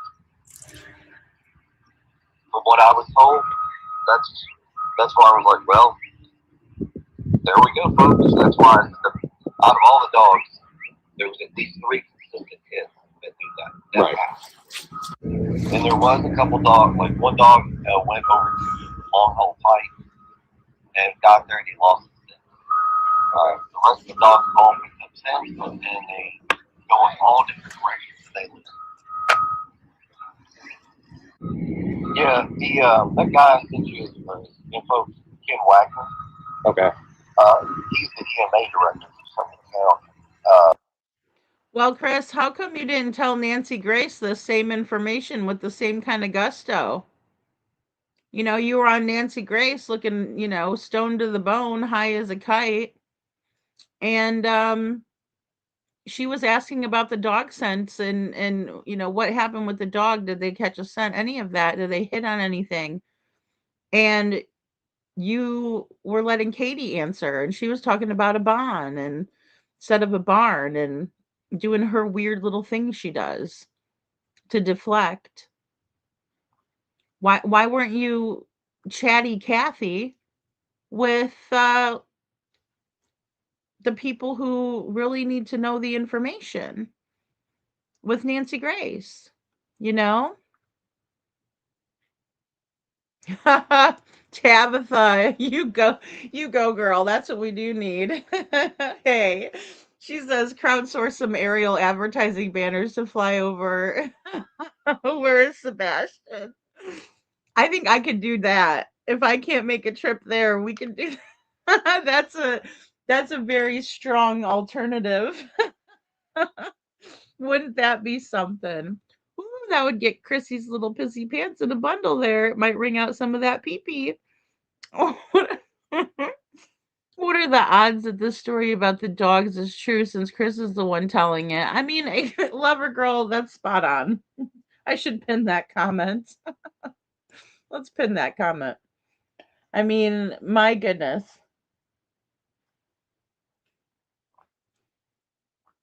Yeah, the EMS person, yeah, is creepy. Yeah. Mm. Oh my gosh, Kiki. I am not a flyer. I'm scared to fly.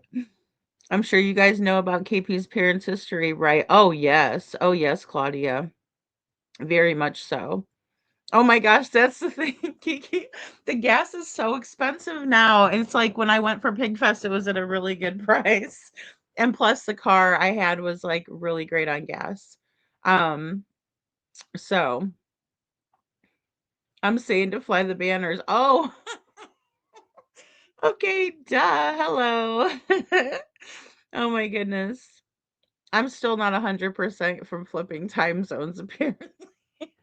Apparently, I'm a little bit off. Um, you know, just like earlier, I was trying not to say people's names, and then I ended up just blurting them out because I'm so used to doing that. I'm like, fuck it. If we're gonna talk about it, let's talk about it. All right, here we go. He was the one, I guess, that was doing. He was responsible for the ground searching and the waterways and the caves and everything. Okay. I mean, you can't reach out to him, but he can give you more details as far as like the water. What's been covered. Yeah, in the caves and stuff. He'll probably even show you, maybe. I don't know, but I would reach out to him and he will give you the best physical aspects of the search that took place. He's the one that was in charge of it. Okay.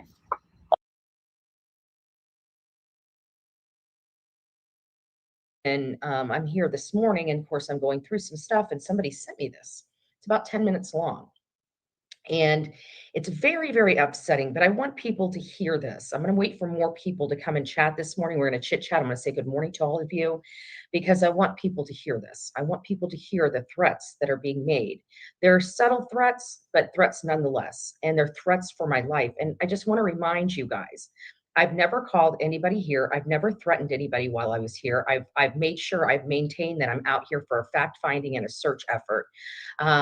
You know, I didn't bring a huge crew with me. I didn't bring a whole lot of things.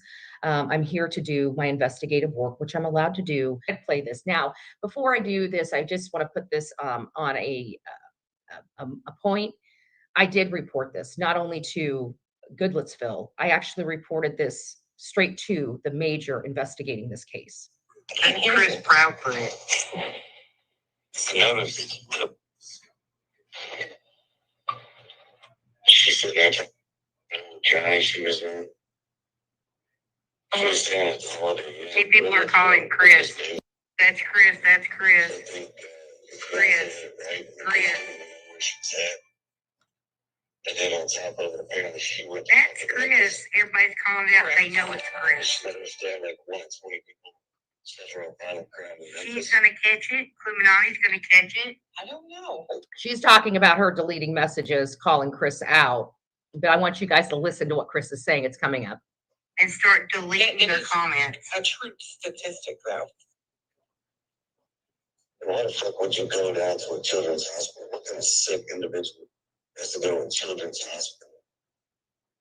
A sick individual that needs to follow a sick individual's steps because you keep lying to everybody about what you did and where you were, and you're injecting rumors into your own case so it can help you, so it screws up all of us, right? Well, I'm one of those people that fact find everything, Mr. Proudfoot, Mr. Chris, Crystal Clear Chris. Threatening me. Clear. Double dog dare you. Crystal Clear Chris. That is so funny. Okay, so there it is, guys. This is what I wanted to bring everybody back to, is what was really going on.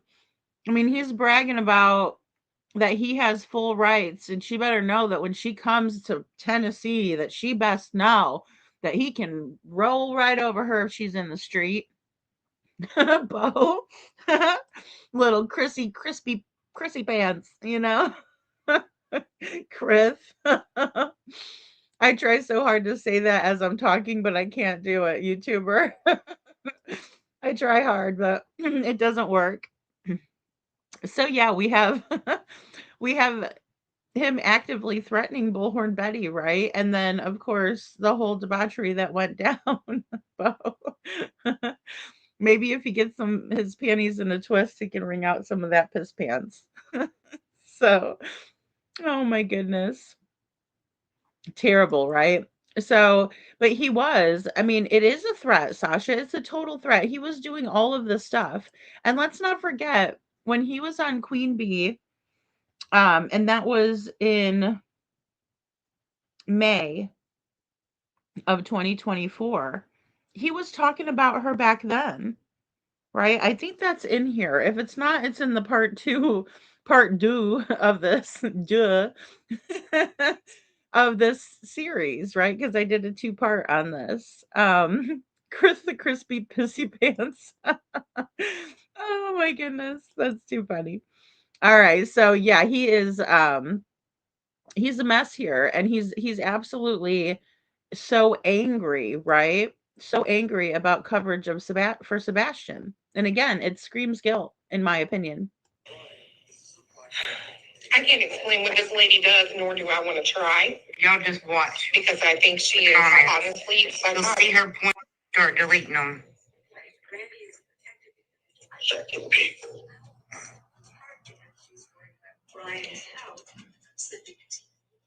Agreed.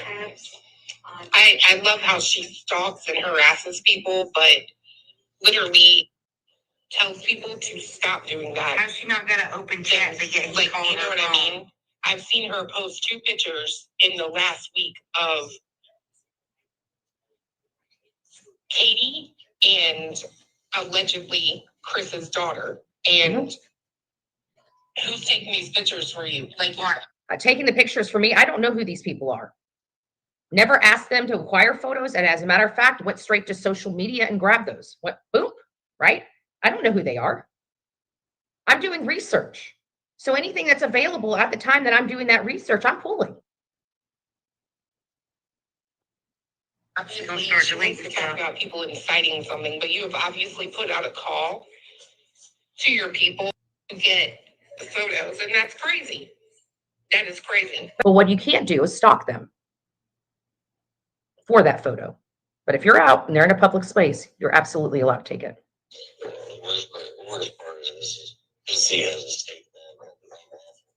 Here it is. Why? She gonna start deleting his comments. It's going through. Kids, people. There's also victims rights on these things. I mean, God knows what families got to have to deal with this shit. Look, deleting it. Agreed. Why she did a voice changer? She said she deleted it. I think she claims to be a paralegal. Paralegal is even worse. Well, they're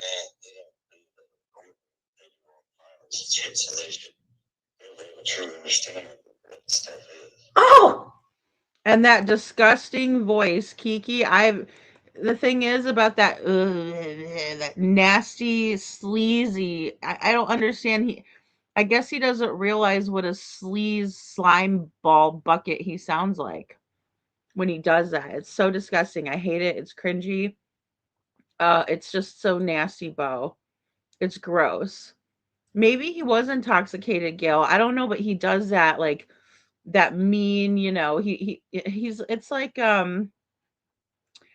when an animal tries to make themselves bigger, in order to deter predators, that are preying on them. That's what he's doing right there, like a flex, right? He's a slime ball. He's a total slime ball, And so are these people that are perpetuating this crap, in my opinion. Here it is.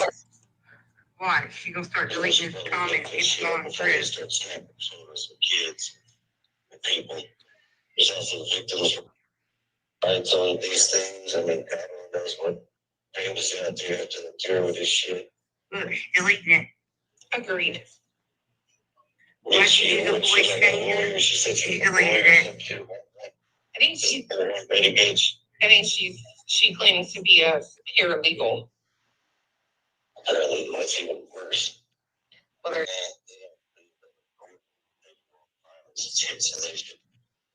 true understand what stuff is. Oh, at least he's got common sense, at least on this topic. As in, like, what's legal and not legal. Yeah. Agreed. That shit makes no sense. Look, she's going to the comments looking for Chris Proudfoot. I mean, she knows that Tennessee state law. Here it is. If she protests in the street, she can legally be ran over. Keep listening. It gets a little worse than that. Hiding comments. Yeah. No, Tennessee passed a law back in the code shit or like BLM thing, whatever. People staying on the interstates blocking the freeway. Tennessee passed the law that you get caught on the road. Illegally be ran over. No shit. I love Tennessee.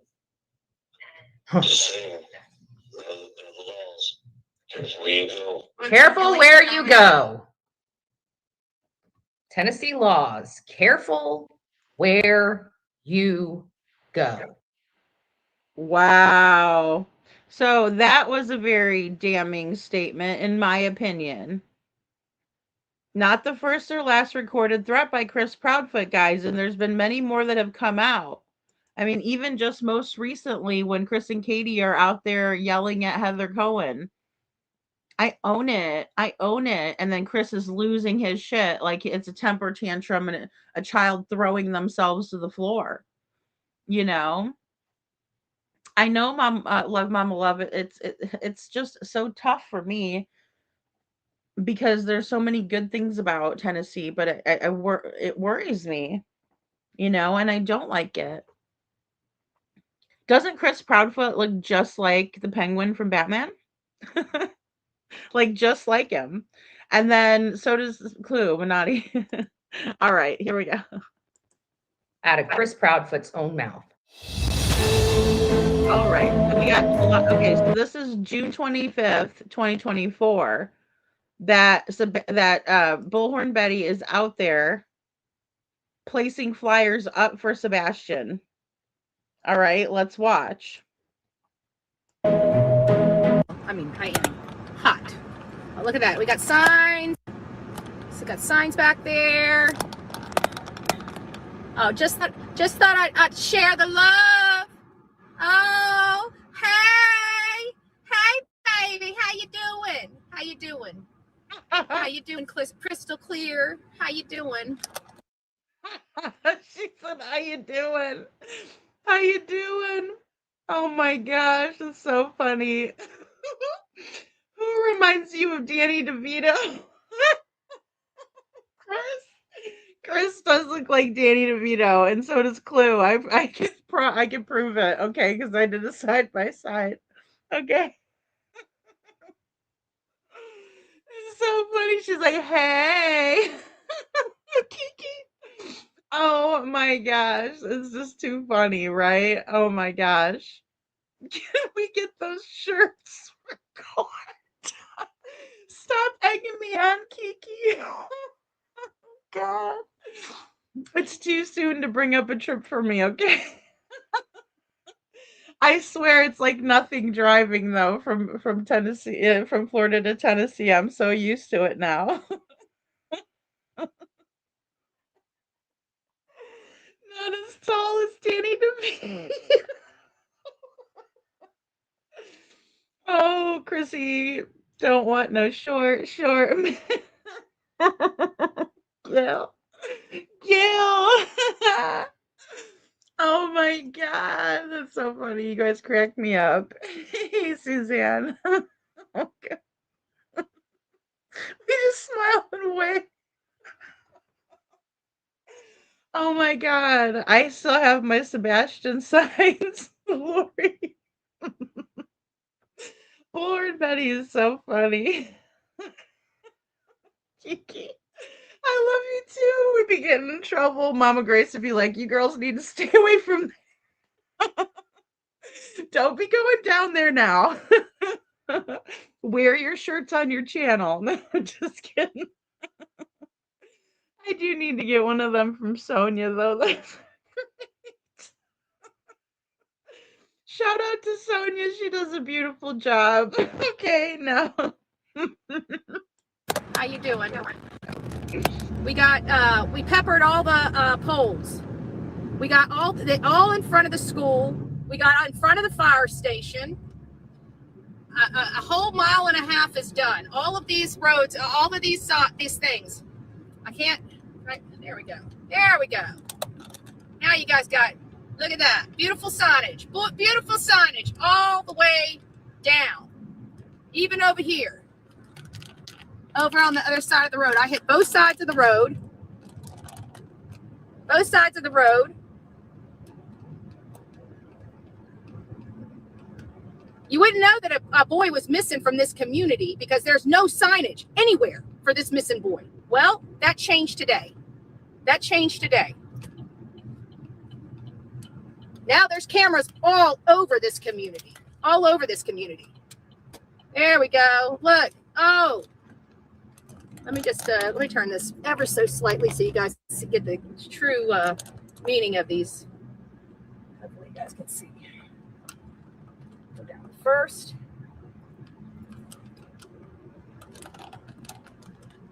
We'll be going up to them. Sorry. There they are. Boom. Look at this in front. Look at that. Nobody can miss that there's a boy missing. Look at that. We got signs everywhere. Boom. Everybody's just going around. You got signs everywhere. Boom, boom. Oh my goodness. Oh no. Kiki. Oh no. Tell her I said I'm sorry. Like we're making each other laugh over here. I'm laughing loud too. Oh my goodness. That's funny. It would be a riot. Boom. We're live on location with our crystal clear t-shirts. Oh my gosh, that's terrible. All right, so Betty is spreading awareness in the area. She does mean business. She does. But I love how she does both. Like I do enjoy her like, "Hey." And she takes care of business, right? Too funny. But look, Sebastian should have awareness in these neighborhoods. And at this time, we all know that there was not that. It was anything but. Look at Gannon Stouck's neighborhood, guys. This small little neighborhood and community should have done better, in my opinion. Everyone should have went out. And you don't tell me you live in a $700,000 house and you can't afford a green light bulb for your front porch. Okay? Now, I'm not trying to be an asshole. And I'm not trying to ask people to target, or excuse me, to make themselves a target, because we know what happens when people support Sebastian. They are now a target for Chris and Katie Proudfoot. They don't want people to know, in my opinion. That's why they get their panties in a twist. The corn nugget, Bo. A corn nugget. Oh my goodness. Crispy crystal clear. Oh my goodness, Mr. Corn Nugget. Are you gonna be playing where she gets followed by Mr. Corn Nugget? Yes, I am. That's coming right up. That's coming right up, because I wanted everybody to see that, because whenever this happened, I was like, wait a minute, what? How the hell were they able to get this? And we learned in the court document that it was the three of them went and got it. And then, speaking of Katie and her father and mother-in-law, and then Chris subsequently got one too, right? Suzanne says, if I ever run into Stinky, if I ever run into Stinky, I couldn't look at him without laughing in his face. I don't know what I would do. I would go the opposite direction, that's for sure. Like, I think I can safely say that I would be going in the opposite direction. Just turn around and leave. Remember how Terry drove up behind Betty? Yes, Lover Girl. I have that right in here too. Yep. Then convinced a bunch of fluff brains that she was following him while parked. I know, and we can clearly see him out the back window. Lover Girl. Exactly. So I don't know why on God's green earth that they think that they're going to be able to pass that off once Mandy from Spirit Seeker Squad pointed it out, because she really did a great job there. You can clearly see him behind it. Yeah, he stalked her. Hey, Cuckoo Choo. Yeah, sure did. Sure did. If it's illegal to post missing children's flyers on public property, why? No, I don't think it is. I don't think it is at all. Like light posts and stuff. I mean, I will say that I wanted to put Sebastian's flyers on the bus barn, because of course, like if you're waiting for a bus, it would be, people would see it, but then, I know you can't do that. But yeah, you could see right through his back window.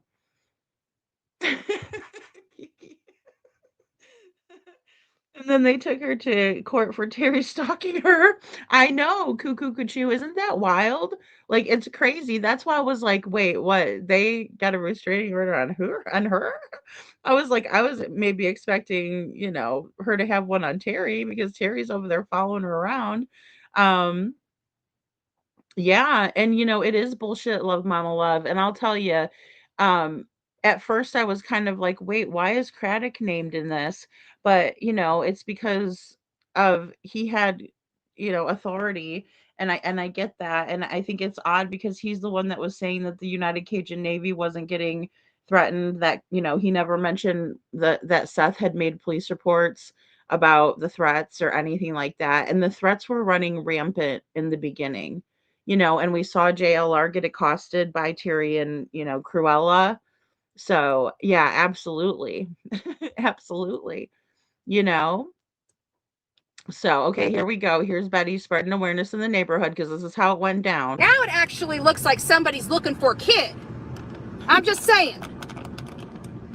This is the community where this boy disappeared from. Literally disappeared from.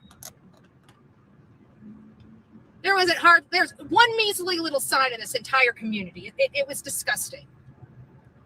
I wonder how these families would feel if their child went missing and this is the best that they got.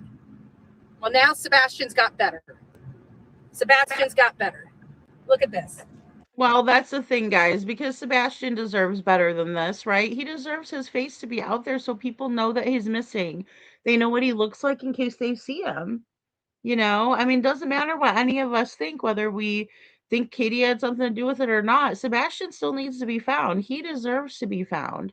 He deserves to have light bulbs and bows all over that little neighborhood showing him support that they miss him and they want him to come home, that they love him and they want him to come home. Sebastian deserves that. I'd be asking all of my neighbors. I would buy a yard sign for my neighbors to put it in their yard. Chris and Katie bragged to Smiley Story that his mom was the hookup for the yard signs, you know? And so why couldn't they provide yard signs for anyone who was willing to put them up? Why couldn't they have asked and went door to door? Or hell, why didn't they ask the people that they were in the neighborhood chat with to please put a yard sign up for Sebastian? And here, by the way, we're going to do green ribbons. And hey, let's do the green light bulbs. Again, Gannon Stouck's entire little neighborhood at Lorson Ranch put up flyers for him. They put up bows and they put up blue light bulbs because that was his color. Sebastian deserves the same damn thing. I'm sorry that Chris and Katie don't think he does. I do, and I think a lot of other people do too. And I think the neighbors were afraid to. And that's very sad. All up and down the whole entire street. All the way down.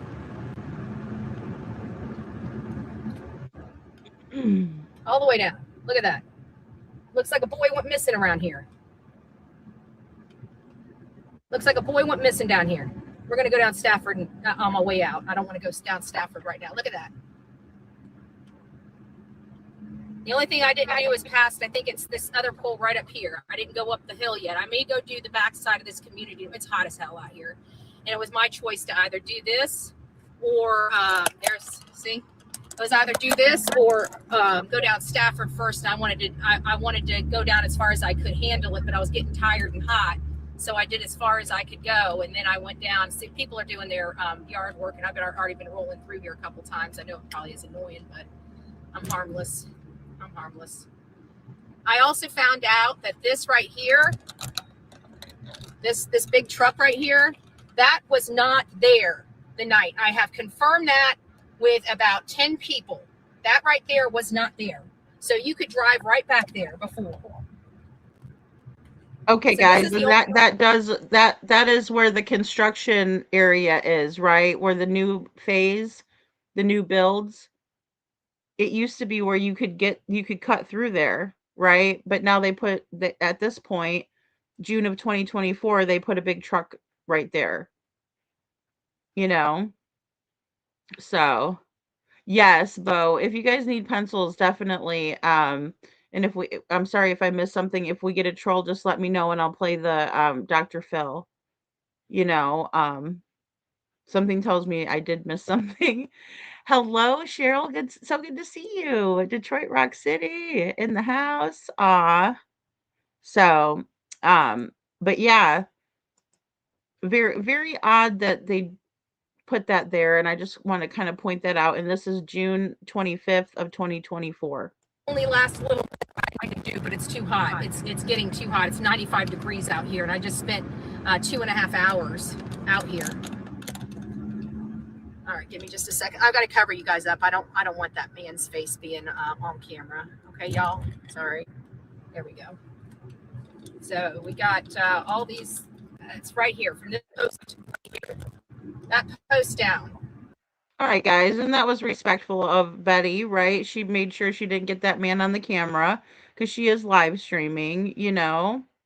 Okay, great, Bo. Thank you. You know, so it's interesting how this has all played out because I mean, again, she's not doing anything illegal. She's riding around a neighborhood, and that's what you do as an investigative journalist. I mean, look at Anna Garcia. I love when she goes up there. She's like, "This is Anna Garcia from Crime Watch." And she goes up there and, tries to get an interview and tries to speak with these people. You never know if people are going to be willing to talk or not. And if they tell you to leave and stuff like that, you leave. But she's just riding around the neighborhood at this point, and she's just putting signs up on the light poles. And that's what we do, so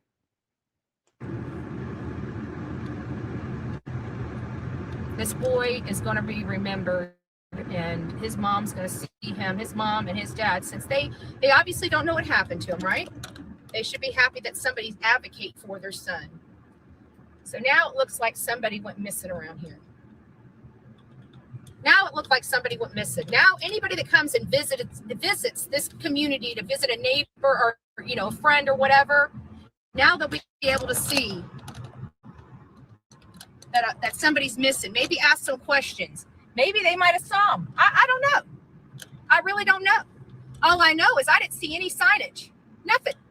Well, this whole community just about been peppered. So now everybody knows that Sebastian Rogers, he's a 15-year-old autistic child, is missing from this community, and we need to find him. We need to find him. Oh yeah, you'll love this one. Just to let you know, I stayed on public property, as you can see. Hi, Katie and Chris. It's nice to see you.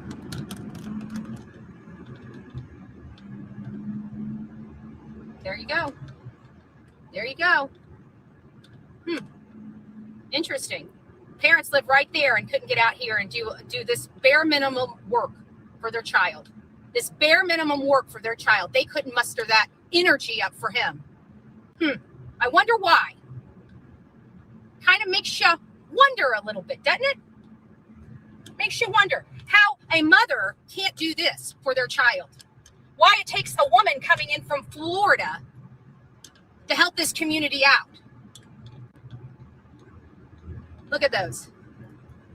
Oh, it's not done there. We got Enoch too. We hit Enoch too. I hope this is how Bullhorn Betty throws her temper tantrum. Right here. Look at that. Boom. Guess what? We got a kid missing from this community. Imagine that. Imagine that. So I'll go somewhere. I'm trying to get somewhere. Apparently my hotspot can only handle one phone at a time, and the internet out here kind of sucks. So I think I need to go this way. This is where I need to go. I'm not done. I still got a whole handful of freaking flowers left, and I still got the rest of today and the better part of tomorrow. Actually, I got all day tomorrow. All day tomorrow just to put up flyers. Pepper this town with flowers from one end to another end. I even got flowers out in the country. Boo-boo, you guys want to tear down flowers now? You guys are going to be working a while because Bullhorn Betty works circles around y'all, period. So get to cracking. You gonna need it. She said boo-boo. I think she just called Katie boo-boo. That's too funny. I haven't seen this in a while. That's funny.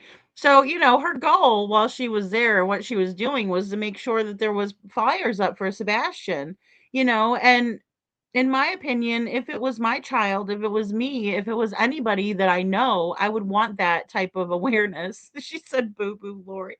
Oh my goodness, that's so funny.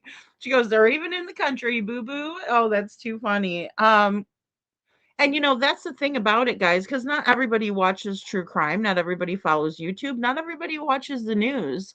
Some people get very high anxiety from watching the news, right? Because there's like so much going on, especially now in the world. But I mean, always, right? There's always some kinds of trials and tribulations going on. And some people choose not to watch it, which more power to them. So, the fact of putting out the flyers, that's why that's so important for awareness and for people to know. And so they can see Sebastian's beautiful smile and know that he's missing and that he's needing us to find him. I got to meet with Crimecast, Mr. and Mrs. Crimecast. And after that, it was a very delightful day. It was a very delightful day with both of them. Love always meeting people, getting a good insight, a little bearing, because Mr. and Mrs. E are two of the loveliest people I've ever met. They are so sweet and kind and just very down to earth and intelligent, um, good, sweet people. And so, yeah, I was, I had the pleasure of meeting them myself. So when Betty says, I had a lovely day, it was probably due to meeting Mr. and Mrs. E because they are just the best. they live here, right? They live around here, and so it was great. I got to go to a very unique coffee shop that was very enjoyable. And then as soon as I left them, I got right to work. I left, and before I even met with them, because I was just coming from Enoch, I told them I was going to be dragging for about 10 or 15 minutes, and I peppered that whole area that I was at before I left. And then I just came over here. My strategy, I always like them seeing everywhere they turn. Want them to know we're here. We're still searching for their son. People, you guys missed it. You may have to go back to the beginning and do a replay. We've been out, we as the coffee club, which means me, just to let you know. I just worked my ass off in my crystal clear shirt in Chris's freaking neighborhood. I didn't talk to nobody. I didn't harass nobody, which it's not harassing. I'm media. I go knock on people's door and say, hey, would you like to talk to me? They say no, I walk away. That's not called harassment. Protesting is not harassment. It's actually protected under the Constitution of the United States of America. Print out a couple flyers, go put them on your poles across your street and in front of your home. That's something everybody can do. It's something everybody can do. But we peppered. I still have a lot of flyers left, which means I still got a whole nother day worth of work. I'm down about half of my flyers. I went through half of my flyers all by my little self. So Chris must have been passing around that he was asleep in his crane at 5:15 in the morning. That's the only thing I can think of, because I don't know how that rumor got passed around. Either way, it doesn't sound like Chris was at work at 5:15 in the morning. And so we can ixnay that until credible information comes, is surface that gives that more plausibility. That has to be removed. Chris, there's nothing that I can see. There's nobody that saw him. There's nobody I can speak to. There's nobody that can tell me that Chris Proudfoot was at work at 5:15. The only number I get is around 7. So I don't know. We're going to put 7 o'clock. That's what all the information leads us to believe, that he has to be at work by 7. Why would that day be any different? So as far as I'm concerned, he may have came into work late. I heard that there was a safety meeting that morning. And that safety meeting wasn't even over for a little bit. Yeah, they take safety seriously, and especially if OSHA showed up or something like that, I don't know. But this is what I was wondering at that time. Is this why Chris was so upset? Because Bullhorn Betty questioned his alibi, right? We never did get a proper alibi or the whereabouts of Mr. Crispy. So I get mixed information. The totes, you should get them from Sonia. This is mine. Silence is an answer to Bullhorn Betty. And so I had that, and I had my papers in there, and then of course I had my staple gun. I got a Mac Daddy staple gun, like boom, boom, boom, boom, boom, boom, boom, boom, boom, boom, boom, boom, boom. I wish it was electric though. I do. She said a Mac Daddy staple gun. Boom, boom. Oh my goodness. Too funny. Just too funny. Kiki, I can't believe you had a full ass bear in your neighborhood. Oh my goodness. Yeah, Lover Girl says Chris's boss, Jeff, sounded like an extremely unreliable source. I wonder if anyone bothered to verify his whereabouts beyond that one deranged guy. I wonder the same thing myself. Lori. She's so funny. That is hilarious. A Mac Daddy staple gun. She's like, it's brand new. I love it. Yeah. I mean, it's a legitimate concern and question, So, oh, the raccoons here are humongous, Kiki. They are huge. Oh my goodness. And then I put Katie's little scared face looking up at Bullhorn Betty. She's so worried about the staple gun. It hurts the hands. You know what I'm saying? Like it hurts the hands. So, but we got them. We got them. I think literally have Sumner County. I'm sorry, I haven't watched this in so long. She said it hurts the hands, so Betty's really getting it. She's putting some ass into it, getting them flyers stapled to the to the poles. Oh my goodness, that's too funny. I love it. Good job, Betty, and thank you for spreading that awareness for Sebastian. I very much appreciate it. This should have been my thumbnail. All right, here we go. Boom, boom, boom, boom, boom, boom, boom, boom, boom. I wish it was electric though. I do, because it hurts the hands. You know what I'm saying? Like it hurts the hands. So, but we got them. We got them. I think literally have Sumner County from the countryside of Sumner County to Gallatin, the countryside of Gallatin to the mainland of Gallatin. Those have it. I didn't get Main Street in Gallatin yet. I might do that tomorrow. And then I just peppered all up and down the area where ground zero is, where Sebastian actually physically went missing from. I felt that area really needed to be, that's ground zero. That's where he went missing from. So he would probably be the closest to that point there. So I made sure we got a lot of extra flyers in and around that area, so everybody knows that there's a missing boy. That's all. Just saying. It went from a community that didn't know they had a missing child to a community that now is fully aware that there is a missing child. Every place that I put these signs, it's going to take them a long while to get to all these signs to tear them down this time. I will tell you that. But I'll be back, and after this, I'll be back here in 3 weeks. And if they pull them down, guess what? They're just going right back up, because they don't understand how determined this one lady is. And if that doesn't tell you, I walked my ass off today. I will tell you that. I walked my ass off today. I recorded a little bit, but not much. I think I only recorded me putting a post. Oh, I recorded myself on my way out of Enoch, out of the Bower Sox community, put my signs up on the last pole on the way out. I did get that. I did capture that. But, we did do a lot of work. I will tell you, it's hot work. It's hot work. But, and I went through some staples. I had to fill the gun up quite a bit today.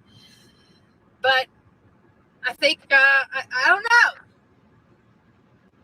I don't know. Hey, Chris, how do you like threatening me now? It must suck to threaten somebody and tell them you're going to run them over, and then they come right outside of your fucking house and excuse my language, Sonia, and the rest of my Christian people in here, but come outside of your house and post a flyer right outside of your house. How do you like me now, Chris? You want to threaten me now? Because you had me right there. Just saying. If you want to flap those gums. That must suck. Next time, don't freaking threaten me. I might have been a little kinder. I'll be back. I ain't bothering nobody, and they can't stop me. I'm on public property. I literally say nothing to no one. I get it. I do my job, and there's not one person in that community that can say anything other than I work very, very hard. I work very, very hard, because they just watch me walk a whole entire mile down in ditches to post these damn flyers. Ain't nobody can say nothing. But are you going to? Betty was fired up now.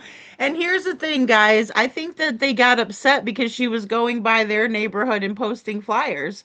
They don't want to see Sebastian, right? So that's why they're so upset with Betty, because she's posting the flyers out there. And, they got her all riled up.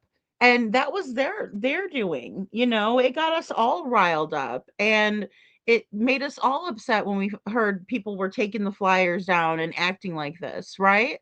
But of course I had to make jokes and say, okay, calm down. But but really it did. It got people amped up, and nobody liked that. It's not the actions of people who are innocent. It's quite the contrary. It is the acts of people who are guilty and who do not want to see what they've done. They don't want to see it. to drive back through tomorrow and see the oh yeah. I really don't care. I mean, if the flyers are up or not, it doesn't matter. If they come down, somebody's going to be releasing a video. I will tell you that. People in that community will release the video of whoever's taking those flyers down. For the cost of the teddy bear for Sebastian, we love Sebastian Wayne Drake Rogers. Okay, yeah, I'll go to Walmart. I'll go to Walmart tonight and get the teddy bear, and then I've got the zip ties here, so I'll zip tie it. You know, I don't know how long they'll let it stay up there, but I'll definitely record doing it, and at least you know that it's done, that I did it. But yeah, I'll get a teddy bear. I'll get a teddy bear. Give me just a second. Let's go Texas Roadhouse. We're going to put some signs up around there. I want to make sure that when they go to Texas Roadhouse, they know.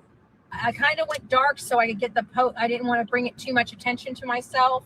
So I wanted to get into the community and wanted to get out. I knew it was going to take a while because there's no easy way to post on every single post. Okay. There's no easy way to do that job other than you just do it. So that's kind of where we were. We were just in a situation where I just needed to get that done.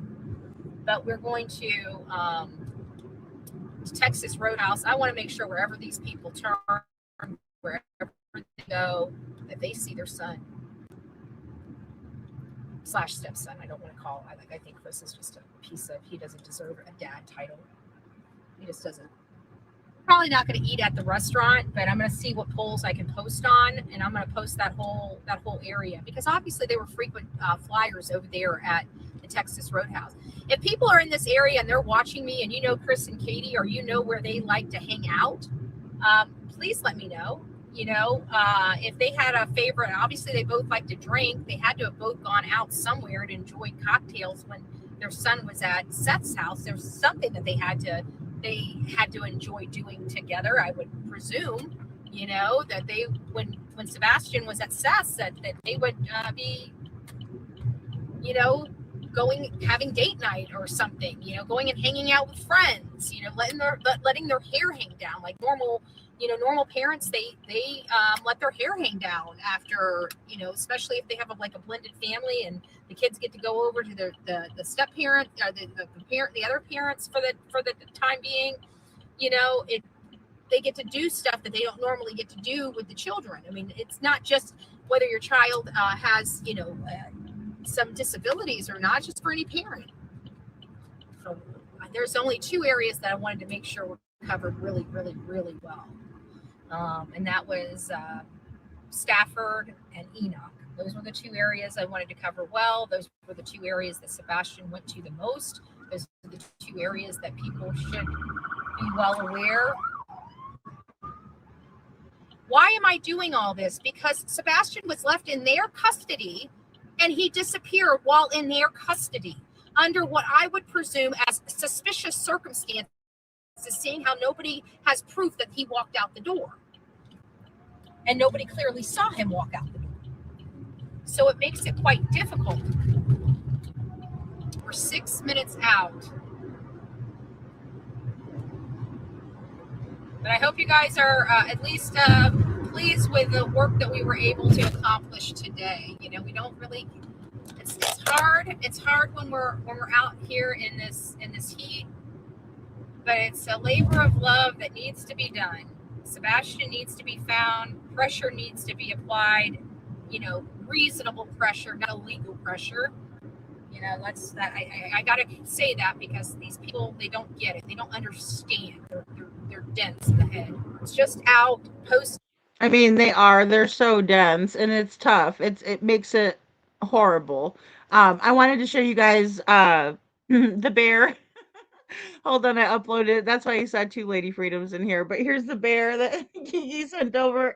That thing is huge, Kiki. Oh my gosh. He looks hungry too. It's like, oh gosh, there's a big old bear. Right, there he is. Oh my goodness. I bet at least 6 foot tall standing up. All right. A lot of flyers for Sebastian Rogers on all the polls in and around the places that he is well known. So he saw Enoch. So Enoch is where Kathy and Terry Bowersox lives. And obviously, the Stafford area is where he actually disappeared from. There were no signs in front of the school. There were no signs on any poles or posts in front of the school. There was one sign at the fire department, and there's one sign in front of Katie and Chris's house that's really, really small and hard to see. And then, of course, I go and peppered every single one of the poles so the community knows there is a missing child. This playtime's over. A child's been missing entirely too long. We, the public, know what the statistics are. We, the public, know that the statistics are very grim in a case like this. We know that. We are holding hope for a 1% chance. We need help. The community needs to stand up and speak up. You need to rise up, put your big girl and big boy pants on. If you haven't come forward to law enforcement, come forward. If you know something about this boy, speak it. If you haven't told law enforcement, do it. This is not fair. It's not fair to that boy. It's not fair to the family that loves him and cares for him and wants to be around him. Somebody knows something more than the Bowerstocks and the Proudfoots. And I need to find the human inside of you, inside of that scared being of not wanting to be the bad guy, not wanting to be involved, not wanting to get messy, right? Life's messy. Sometimes we have to do the right thing because it's the right thing to do, not because it's easy. Sometimes it's the hardest thing we have to ever do in our life is the right thing. This boy. Absolutely. And Betty said that so well, guys. Exactly what she said are many of the reasons why people are not willing to come forward with information that they have. So it's just so important. It's so very, very important, right, Lori? I mean, just so well said on Betty's part there. Trying to tell people if you know something or if you've seen something, please say something, right? Because it is very difficult and no one wants to be the bad guy, but sometimes you have to. Sometimes we have no choice because it's the right thing to do, So yeah. Come out here and rip them off. I really don't care. I'll go buy a $50 steak. That should buy us at least 24 hours.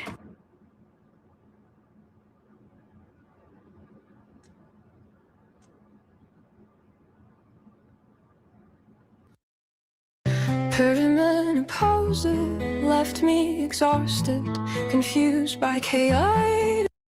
And I'm sure they've probably already got people calling and tattling. I just want to let you know, if anybody calls the freaking cops, you're wasting law enforcement resources. And we will call you out.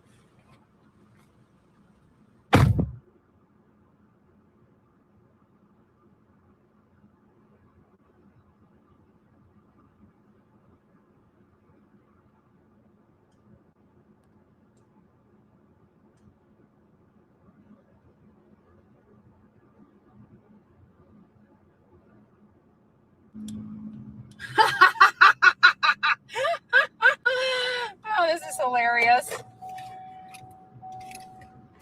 How you doing, officer? That's me. All right, I have a funny feeling this officer's coming to talk to me.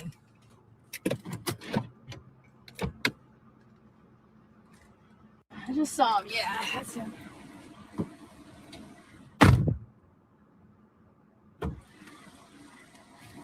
Well, at least law enforcement here in Tennessee is pretty good. But I can tell you that they did tell me that there were people calling in because of my peppering. There was only one person as he was riding through that said I stepped on property. I did not. I told him where I posted. He goes, what did you do? And I said, well, I pull my car up. I stop. I get out. I go to the post. I post the sign. I get back at the car, go to the next post, get out, post the sign, get back in the car, go out.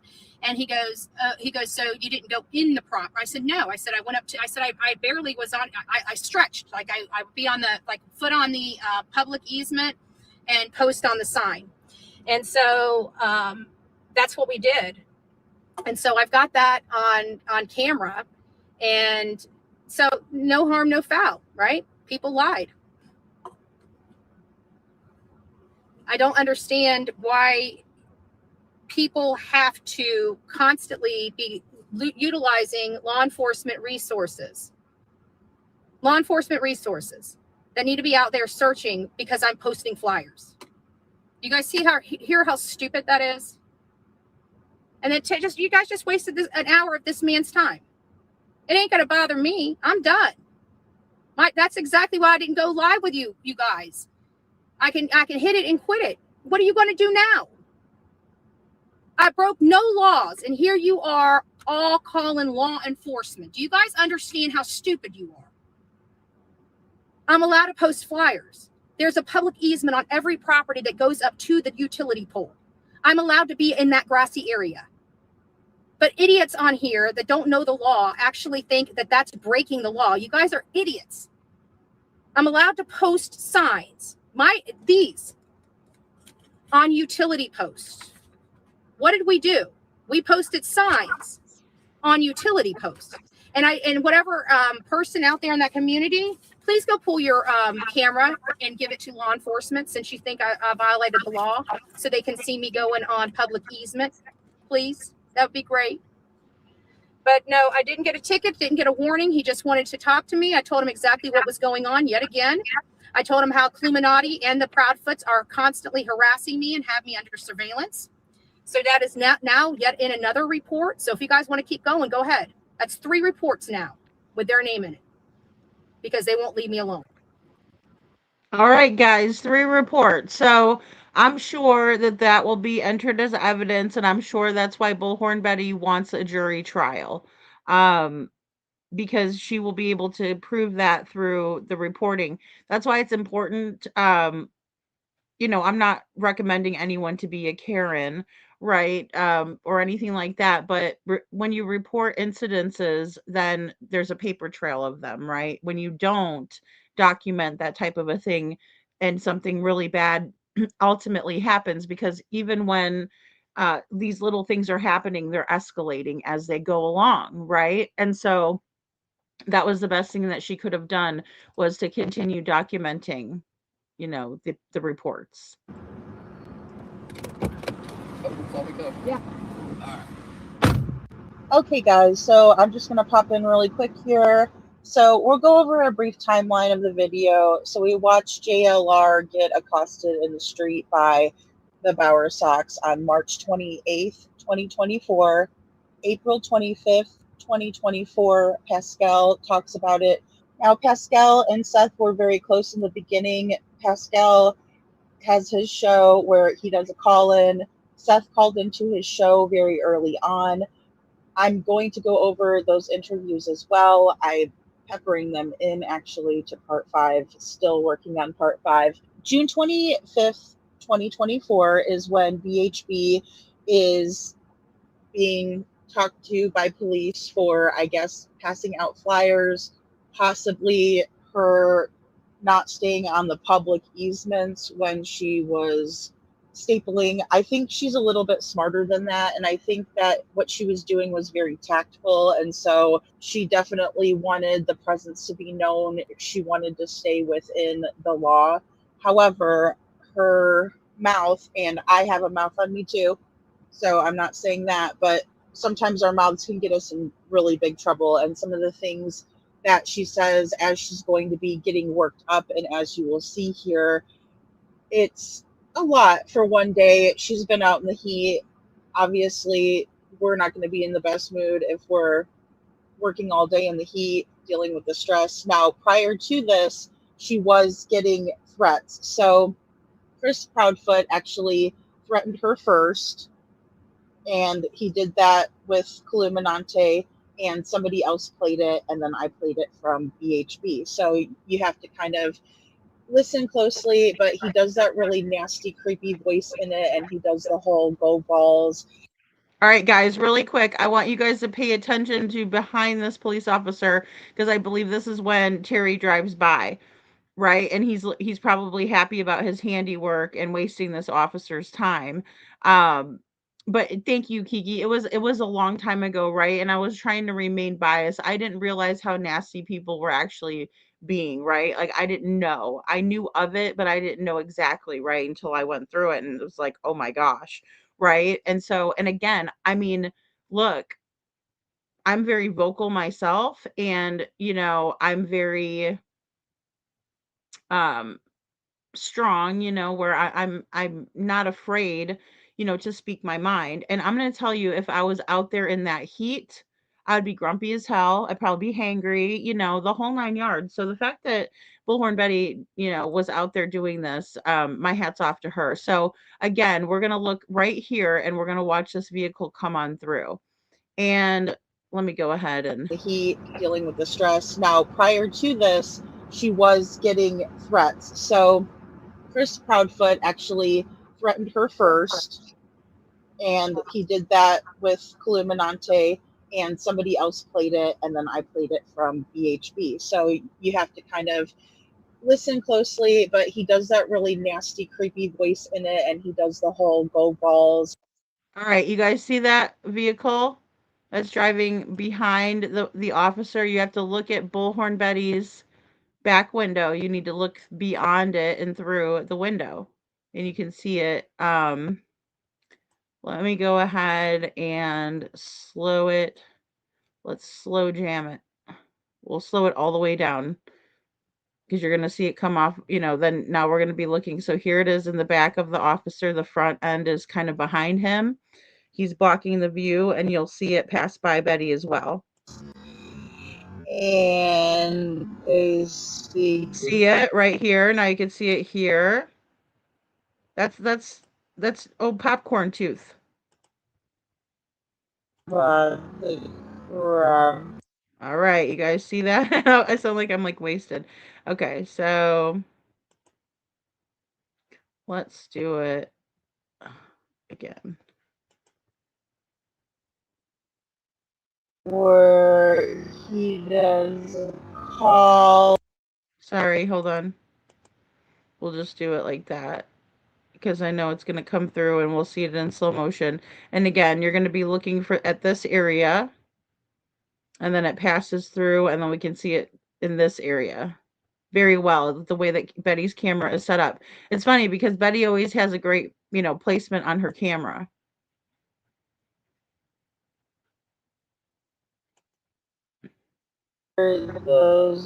Sorry. Okay, I wanted to make sure it was still playing. It's playing really slow. But again, interesting. She catches things on her camera when she just has it rolling. It's crazy, geeky. It cracks me up because it's like, wow, if she didn't have her camera sitting there, if she wasn't live during all of this part wouldn't have been captured. So I'm really glad that she was live at this time. I'm really glad we got a chance to see it. So that way, we can all see that Terry Bowersox was clearly driving around and looping around while she's parked there.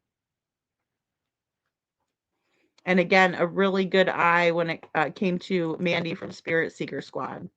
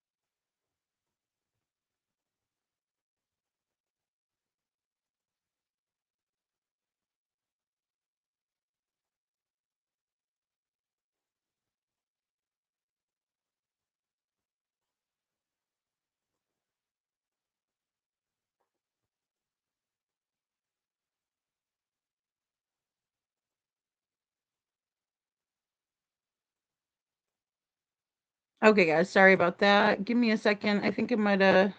No, she wanted to stay within Sorry, that's me. the law. However, her mouth, and I have a mouth on me too, Okay, so hold I'm on. not is still missing. Hold on. Sorry. I He must have threatened went her back. first and used that nasty voice he likes to do when he wants to creep women out. She also drove to Memphis, so she arrived June 23rd, 2024. Oh, sorry. Hold on. Oh, I might have missed that part, guys. Just give me a second because I was putting it and I put it too slow in slow motion too much. So you have to kind of listen closely, but he does that really nasty, creepy voice in it, and he does the whole go balls. Oh, there we go. And they speak about the corruption. Dante and somebody else played it, and then I played it from BHB. So you have to kind of listen closely, but he does that really nasty, creepy. Okay, here we go. So we're going to see it in the background coming up here. And this time I have it slowed all the way down as much as I can to slow jam it. But see, there's Terry Bowersox right there. Passes by, and there he comes outward there. And that Q80 car of theirs. We watch that. He Right, there we go. definitely threatened her first and used that nasty voice he likes to do when he wants to creep women out. She also drove to Memphis, so she arrived June 23rd, 2024. And at some point, I'm not sure when, but she drove to Memphis and she went to St. Jude Project that Chris was working on, and he was upset about that, and that's why he was threatening her first. I know again that there's been a lot of back and forth. There's a lot of frustration because Sebastian is still missing. I did point a couple of things out that I just didn't agree with, and I kind of. Okay, guys. So, sidebar: Chris hasn't worked at St. Jude Project since early March. He went to get his fifth wheel, didn't he? Right. So that's strange. I didn't know that he ever went back to the St. Jude Project, but correct me if I'm wrong. Um, I don't think it's there's any big deal with going there and speaking to people. And I mean, so did Silver's on the scene as well.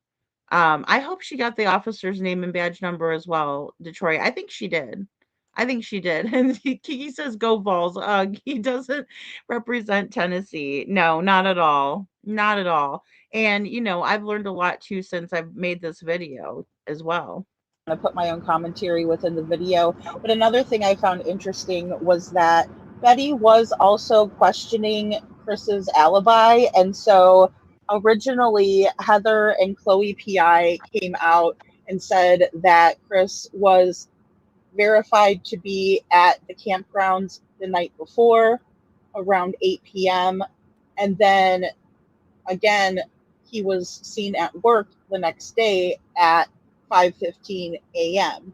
But as we just watched, she was questioning his alibi and saying that if work starts every day at 7 a.m., it's not probable that Chris would show up at 5:15 a.m.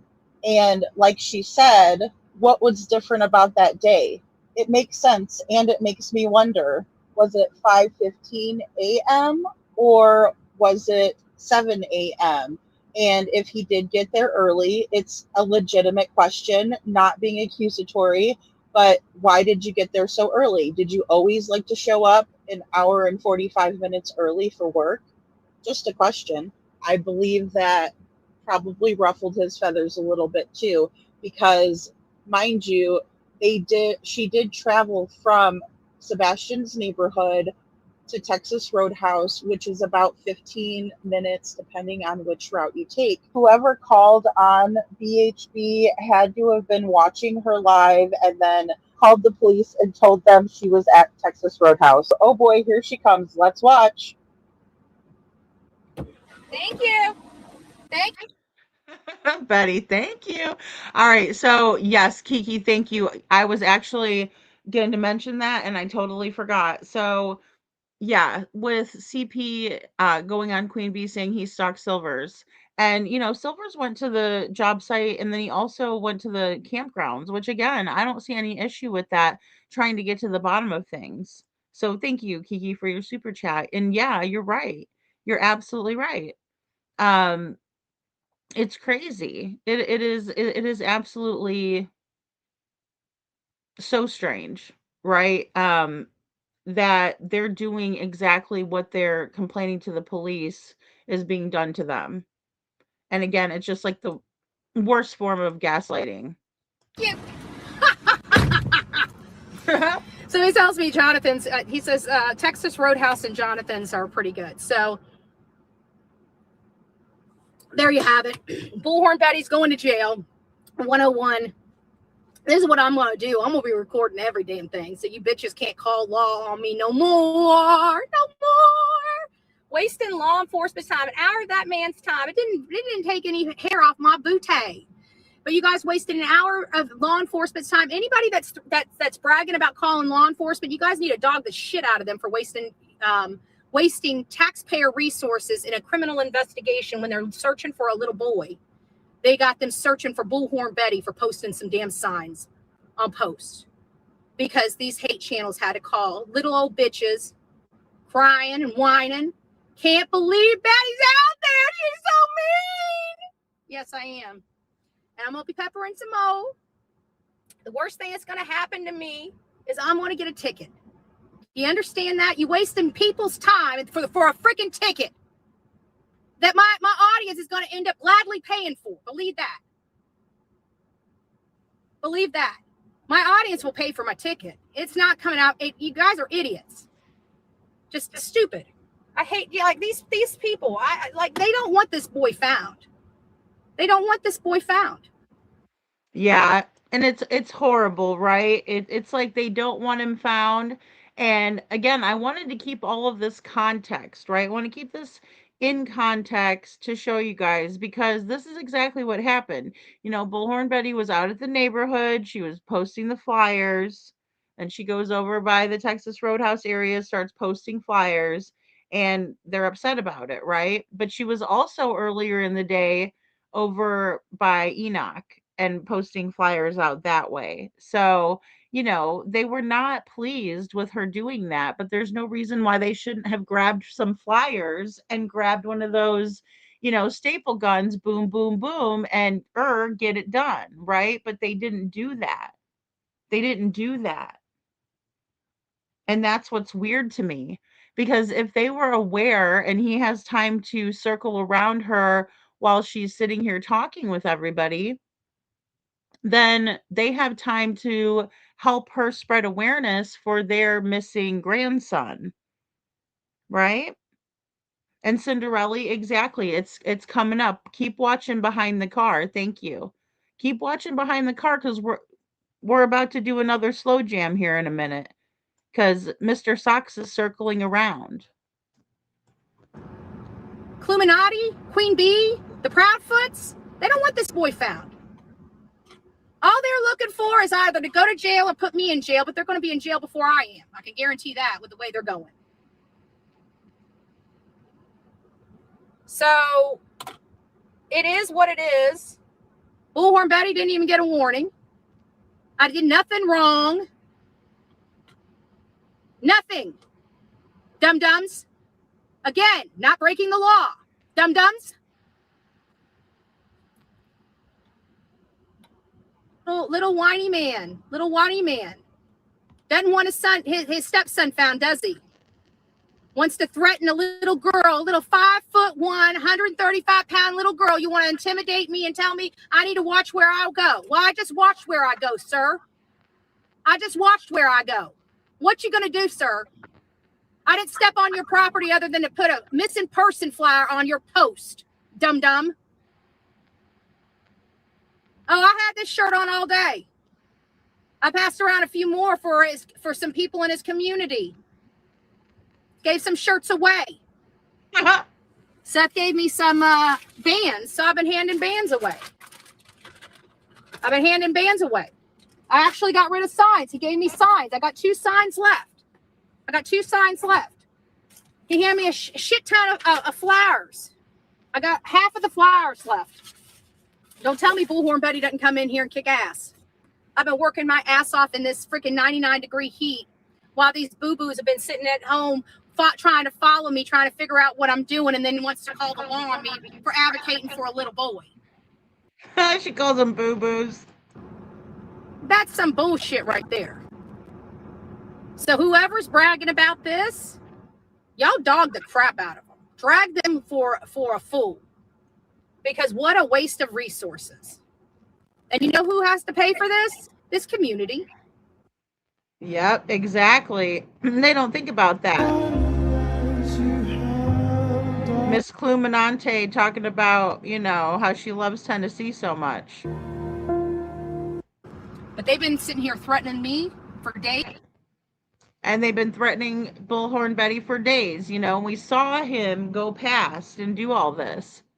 Is this before or after the Texas Roadhouse footage came out? This is before Detroit. So this is June 25th, 2026. And Sammy, thank you so much for being a member for 13 months. Oh my goodness. Oh, hey, Dragons. Thank you for all you do, Lady Freedom. Thank you, Sammy, so very, very much. Thank you so much for being a member for so long and just, an OG mod. And I really appreciate you a lot, Sammy. Oh, Sammy. Oh my gosh. Thank you so much. Hey, Diana Smith. Also, I'm sorry I didn't say hi to you. Thank you for gifting the 5 Lady Freedoms Raw Narratives memberships. Oh my goodness, guys. That is amazing. Thank you, Sammy. And if you got a membership, please say thank you and welcome to the Dragon Tribe. Wow, that is so awesome, Sammy. Thank you so very much for your 13 months and for gifting memberships as well. And I'll make sure I update the link too in the Discord. Oh, that is so sweet, Sammy. Thank you. So yeah, those boo-boos don't want him found, right? Exactly, Marion. Exactly. Very, very true. You guys have watched it. I haven't threatened them not one time. Now they got cops being called on me. And didn't we hear Queen Bee asking for cops to be called on me yet again? Didn't we hear her say that on her live? I need somebody to clip that and pull the transcript of that for me and send it to me at bullhornbetty@gmail.com. Because the cops were just called. And so that is going to be used against her. Because what I'm going to end up doing is pulling public records. And whoever is sitting here stalking me and harassing me, I will come into your community and file a restraining order on you. And then after that, I will be filing a lawsuit on you. I'm getting over and done with this. If you guys want to sit here and play these stupid games and you think that you guys can keep getting away with it, then I will start bringing you guys to court. Because let me tell you, it doesn't really matter. I'm Bullhorn Betty. Okay? If I want to go and get a ticket, hell, I'll even go to this clink for some stupid bullshit when it comes to advocating for children. I will literally freaking chain myself to a post and have to cut the chains off me and drag my ass to jail and be processed within 24 hours if I so need to. All right, guys. So this is the part where I was like, oh my gosh. And this is before I knew Betty, right? But I'm like, oh boy. She says I will chain myself to the post. I'm like, oh boy. Oh, hey, telling the truth. Congratulations. Welcome to the Dragon Tribe. And guys, this is before I realized the ramifications.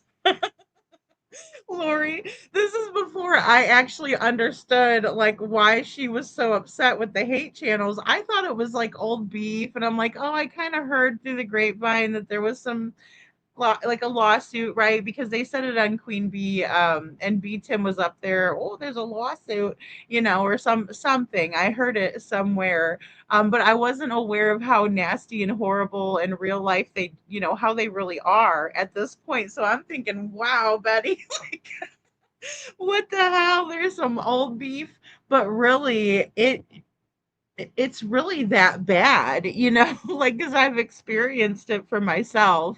And that's the tough part about this whole situation, because of course, you know, you just don't realize how bad it is. And, you know, when you're like amped up, especially because of the pressure that's put on by these people. I mean, look, she's trying to spread awareness and advocacy and advocate for Sebastian, and they are, you know, just threatening to run her down in the road. And then of course she's about to see Terry Bowersox. It's coming up, I think, right now.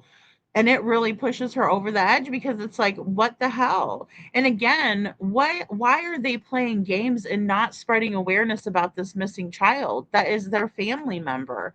That is their grandson, right? It's very odd. And just seeing how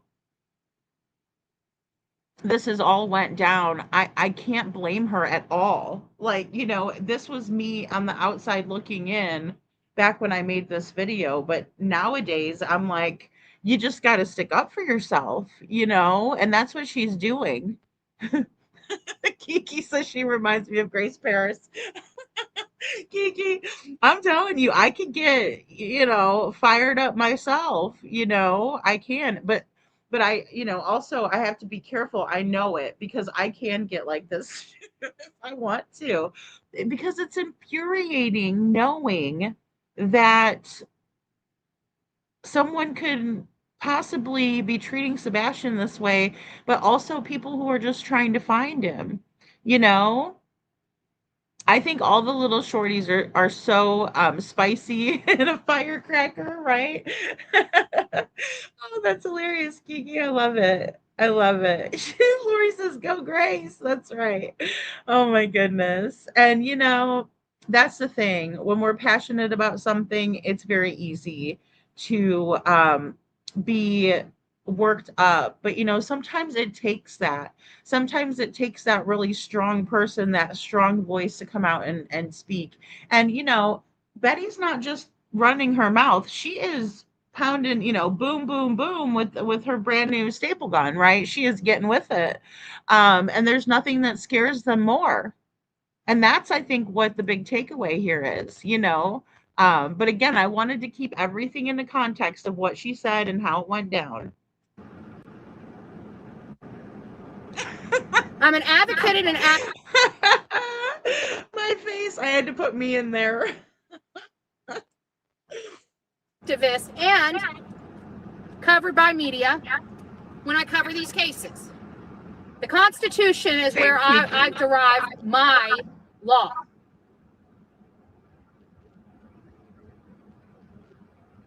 Hate channels. Calling law enforcement on Bullhorn Betty for posting flyers. And let me tell you, the gathering that Bullhorn Betty went and well, I'll say the one that she held, right? Because she put on the whole thing. She was there every day, right? Advocating for Sebastian, out there speaking, had a binder full, right? The Real Me Too. Hey, the Real Me Too. And, you know, just out there working her ass off, right? And she's put this whole thing on, and she did an amazing job. And it's exactly what she's saying here. We abided by the Constitution that says that we are able to go out and voice our concerns. We are able to speak our minds and tell people how we feel about a certain situation if it doesn't sit well with us, if it doesn't fit well with us, right? We were talking about that earlier. And what we did, and the Real Me Too was with us, you know, and what you guys did, because you guys were there the whole entire time, was amazing. And I hope that it shows other groups that are angry about something that we can exercise our right to assemble, and we can do it peacefully, and we can do it with honor towards the victim, who is Sebastian, who had been missing for 2 years. And that is the most important thing, right? Is showing people and being an example and representing Sebastian's army with the fury that we did, but also with the respect that Sebastian deserves to be represented by good people, right? And a good example to follow. The real Me Too, I was so proud of us. I'm still so proud of us, but I remember just being so proud of us, especially after all that debauchery. Yeah, telling the truth was there. Yes, exactly. Yeah, they clipped the crap out of this for court and twisted what happened, and Betty got screwed. I agree. I agree. It was them just taking a compilation of what they wanted and stopping it, right? And anybody could do that to any one of us. Like if you're a podcaster or YouTuber influencer, they could take our words and misconstrue them completely. I mean, I could do it to somebody as well. You just cut the video, right, and you clip it and you add it to this other part, and and so, but I don't like doing that. Now if I'm trying to make a statement, I'll do one, where we compare statements. So this one, show that. I think it's effective. But otherwise, I really like keeping the core interview or what's being said in context completely, because it can be so misconstrued, and they did twist it up. And I couldn't believe some of those clips that they edited together. I was like, that is not how it went down, right? And that's not fair, for them to have let that happen. I so agree, telling the truth. So Betty needs our support. Yeah, and the thing is, it's because Betty will come out and she will support us, right? She supported me. She supports worthy causes and people who need her to show up. And like I said, she's done it so many times. Um and I appreciate her. Summer Wells, even Betty was advocating for Summer. Also, little Quentin Simon. These are kids. These are little people that need us. They need us to be their voice, because whoever hurt them or did something to them wants us to forget about them, and they want to silence those who are trying to spread awareness. It's heartbreaking. I want to see the parents out there doing the most, right? And trying so hard to find their missing kids. And when I don't see that, I wonder about that. You know? Yes, the real Me Too. I'm so proud of us too. The event came out amazing, and I'm especially happy for Sebastian, because that's what it's all about. Yeah, exactly. It's all about Sebastian. And the thing about Betty is that she is loud, and in her show she's very just boisterous or animated, right? And we love her for that. She's got that thing, bzz, she does the buzzer and all of that stuff. But then when it comes to advocating, she is very professional when it comes to that. When it comes to her investigative journalism, skills that she uses in interviewing, and the way she asks questions, she does a fantastic job. And I do know what it's like to be out there in the field and doing this. It's not easy. It's very difficult. I mean, you're fiddling around with all kinds of camera stuff, and you're trying to do this and that, and it's a lot. Um it's a lot. So, oh my goodness, the real Me Too was there. Oh gosh. Jen told me about that, the real Me Too, and I was crying with her, and this is well after. But it's scary, right? Just knowing that they did that to Betty at Sebastian's vigil. That was completely wrong. That should have never happened, in my opinion. You know, um Exactly. I'm so proud of her too, telling the truth. I am. I'm so proud of her for bravely filing a lawsuit. Yeah. Yeah, because I know she was talking about it, and I was like, well, that's good. Um, we have to stand up for ourselves. If when we can use our voice, we have to use our voice, right? Even if it's shaking, even if even if you're nervous, even if you have to take breaks. It's not easy to stand up against something like this, especially the courts, especially the sheriff. It takes balls, it takes cojones. So, mm, the machete, it's hilarious. And how ridiculous. How ridiculous, Kiki, the machete. I want you guys to tell them how disgusting and nasty and horrible and evil they are. You know who is causing all the threats in this community for people searching? Chris and Katie Proudfoots and their cohorts. She's so right. She is so right. And I had no idea how bad they are, right? So I'm like, whoa, we gotta do what? It does take big gonads, I'm telling you. It's awesome though. It's inspiring. And especially now that I know Betty, because I was like, wow, she's really into it. But I mean, you can I would be too, especially once you get there and you see how bad it is.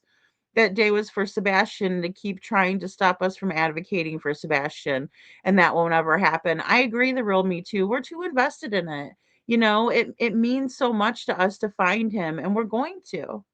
We're going to. I have no doubt about it, So I have no doubt about it. That, my friend, is who is threatening the people of this community that come in. They threatened me.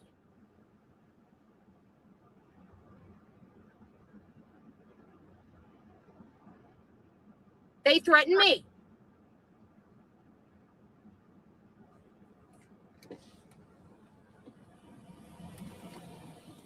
Here he is. Oh, kill him. Terry Bowersocks. Oh, you wanna come around here?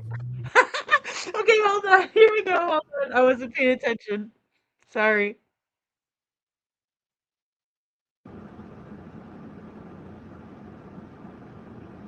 They threatened me.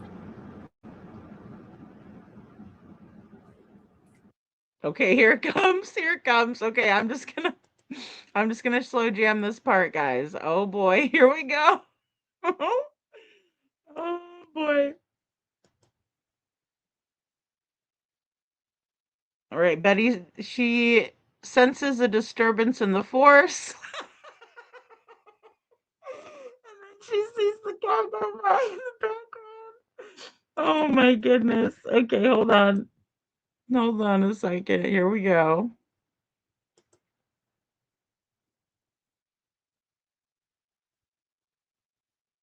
All right, so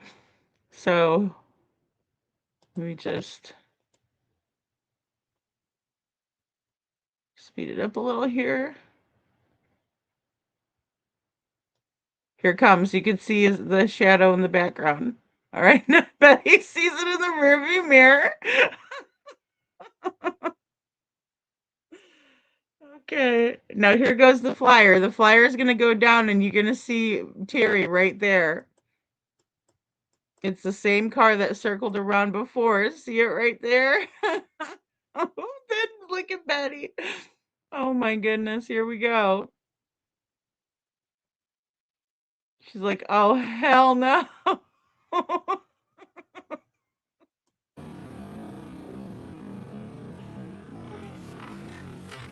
Oh, Terry Bowersocks. Oh, you wanna come around here? Oh, look at who it is. It's Terry Bowersocks. Look who she said you want to come around here. Just pulled up in the same QX80. Coming up, taking my tag plate. Let's turn it around on his tag plate. Oh shit! Here we go. She's getting the Terry Bowersocks. Terry Bowersocks, right there. Came up and decided to take my plate on. Oh snap! But he doesn't play. So you want to know who's harassing who out here? The proof is in the pudding. The Bowersocks and the Proudfoots are the ones coming and harassing people. That right there, my friend, is Terry Bowersocks. Yes, it is. And here's the thing too, the real Me Too. I didn't realize, also when I was making this, that he circled around her, right? Because I would have pointed it out. So the fact that when I saw that, I go, oh hell no. It's no wonder she was so upset. And she is strong. Anybody would be upset at this point. And, back then I'm thinking, okay, there's a lot of internet beef. I'm trying to stay neutral. I don't know what happened. But now that I know, and hey, Scranton, I mean, it's just like, oh my gosh. And they were threatening so many people. The real Me Too, they really were. They were threatening so many people. And then law enforcement wasn't doing diddly squat about it. Oh my God. I took a picture. Dear God, this is where it gets real. Why are you taking my license plate? Why are you filming me? Because you came by and filmed me, Mr. Bower Socks. I'm gonna have to pause it. Hold on. Ma'am, Okay, I'm in a public place. Yes, Why are you harassing me and following me? Why are you harassing me and following me when I'm conducting business? How can I be following you when You just were in the plaza. You've been following me, sir. You guys have been harassing me and threatening me for 2 days. Prove it. I am right here, sir. Right here, sir. Oh, she said, prove it. Or he said, prove it. Yeah, he knows that he did it. That's the answer of a guilty person, in my opinion. Prove it. Yeah, I did just prove it, asshole.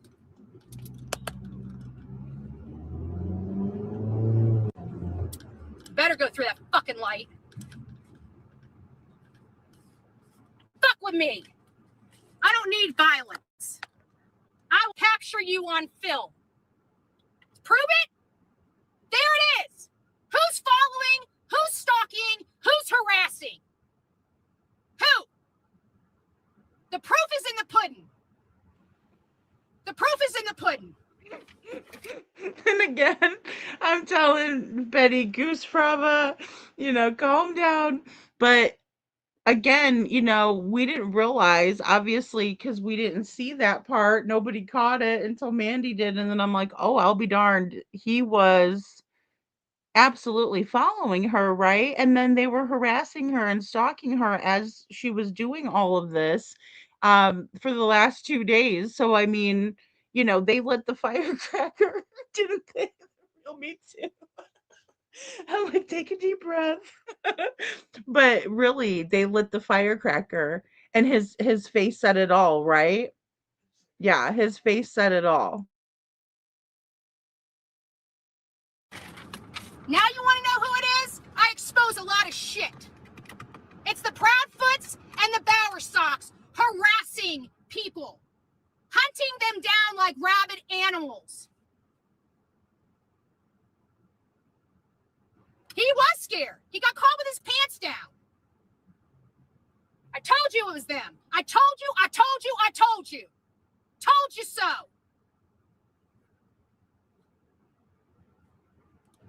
Ugh.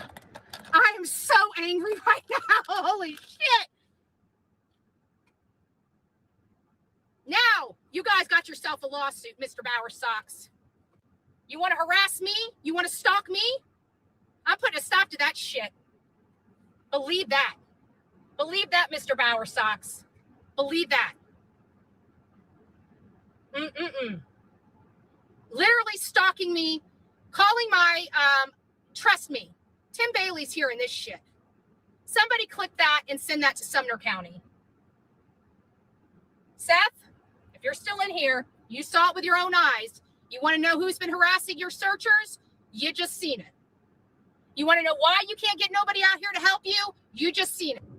Prove it? You literally told me to prove it while you're on my camera stalking me. I'm going to ask you, what do you think your law enforcement is going to do when you piss me the fuck off? And it goes for the Bower Socks and the Proudfoots. When I bring the shit show to your town.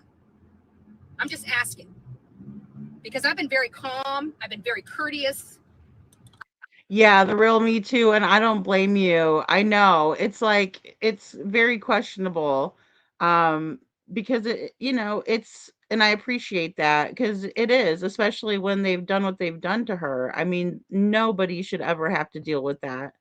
I seriously would not be scared of that weird tooth dude unless we were in the woods. Does he think people are just going to be afraid that he pulls on them or what?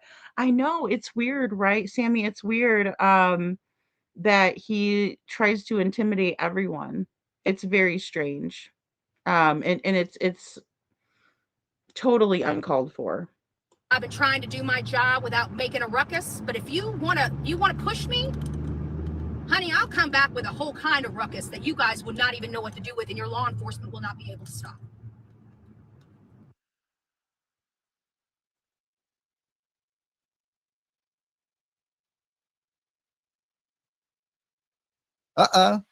Who that dude? He got his mullet on fleek, right? Look at that mullet. That's a shiny ass mullet too. He greased the back up with a pork chop. I hope that mullet ain't on trial, right? Mullet was CP. Was that the CP mullet? Was that CP with the mullet? I don't think that's CP. All right. I don't think CP has a mullet. I don't think they're going to let him rock that mullet at the, operating that crane. It could be dangerous. It could get caught up in some of the wiring of the crane. And next thing you know, snatch his scalp off. Okay. We don't want that. Right? Look at that mullet. That's a shiny ass mullet too. He greased the back up with a pork chop. And I'll set this matter for a hearing.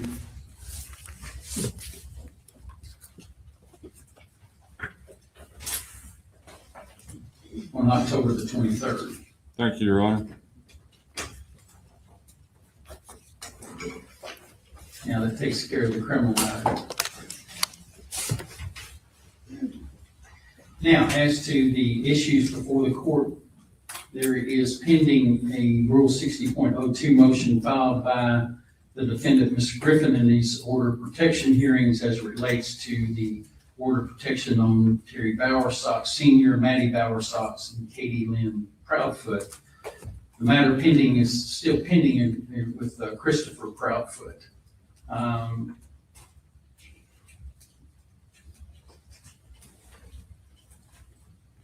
Your Honor, our Rule 60 was intended to cover all of those orders of protection.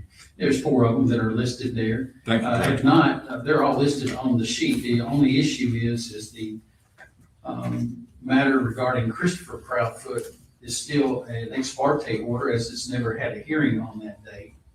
And so any motion to reconsider or set that aside be premature because we've never had an issue. We've not had a hearing on that matter. It was set for last Thursday and it was continued on to this Thursday. So that Rule 60.02 motion to reconsider judgments as to Mr. Proudfoot is hereby denied because that is premature in its filing. And so, Mr. Frizzell, if you'll do an order as it relates to Christopher Proudfoot, I think his case is case number 3893, 2024 civil, because it's premature at this time. Also in front of me is the state's motion to clarify the intent of the order of protection. The order of protection speaks for itself. It's pretty plain in its language, but it covers what it doesn't cover. Mr. Frizzell, you had, in full disclosure, I met with counsel for Ms. Griffin for the state of Tennessee and for the Bowersox and Ms. Proudfoot in chambers before coming out. The parties have asked this court to set this matter to a hearing date separately than from today.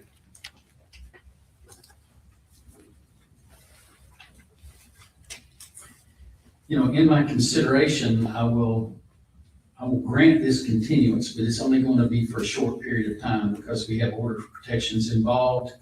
These order of protections that are filed are in effect, as the court sees them, they're in effect currently as except to Mr. Proudfoot's, which is an ex parte, and it remains in effect as an ex parte until we have a hearing on all of these matters at the same time. Well, and Judge Blanton, that whole thing was a crock of shit. Chris Proudfoot was there, so he should have combined the cases. That's what um, a good judge would have done, right? To speed it up and not, prolong it and make the taxpayers pay for such a frivolous complaint, in my opinion. And the first lawyer was shitty. I agree with the Real Me Too, but also the Real Me Too says they never expected anyone to care about Sebastian, and then Seth created Sebastian's army, and they didn't like that, and all they want is for us to go away. And it's very true. That is so true. Hate all that is unseen. Too bad the Foot family wasn't using their free time to search and post flyers, in my opinion, allegedly. I agree. And he did use the whole damn pig and then ate it. That's hilarious, Detroit. We'll get the calendars out. Mr. Moore, you and Mr. Kowski going to represent the Bower Sox and the Proudfoots, or just one party?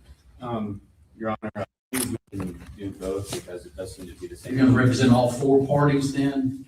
There's 4 different orders of protection. There's one that's been granted for Terry Bower Sox, Senior, Maddie Bower Sox, Katie Proudfoot. The only one that has not been heard yet is Christopher A. Proudfoot, and that was set. And I'll set that for a hearing on the same day that we take all of these up at the same time. Yes, Your Honor. I believe it was our agreement with the Proudfoots. We represent Katie Proudfoot and Christopher Proudfoot. We can certainly talk to them about potentially representing the Bower Sox if they need representation, but as it stands right now. Okay. I just want to make sure that's clear for the record of who your clients are. Thank you, Your Honor. I don't want to address you in matters regarding the Bower Sox if you're not representing them.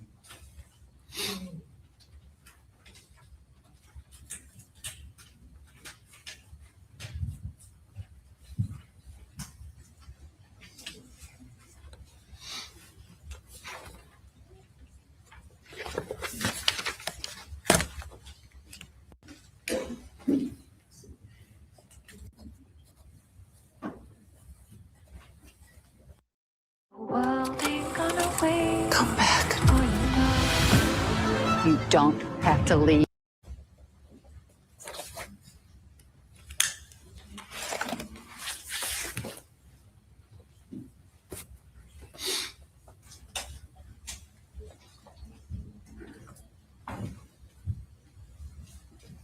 Council, if you'll check your calendars for October the 10th.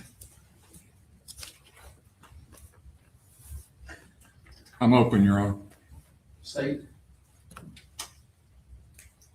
Judge, I may potentially be at a jury trial that day, but if not, I can be there. I'm going to set it for the 10th. Mr. Moore, are you available that day? Yes, Your Honor. All right. I'm going to set this matter. I have orders of protection that morning set on my civil docket that morning anyhow. What I'll do is tentatively set this for 11 o'clock on October the 10th.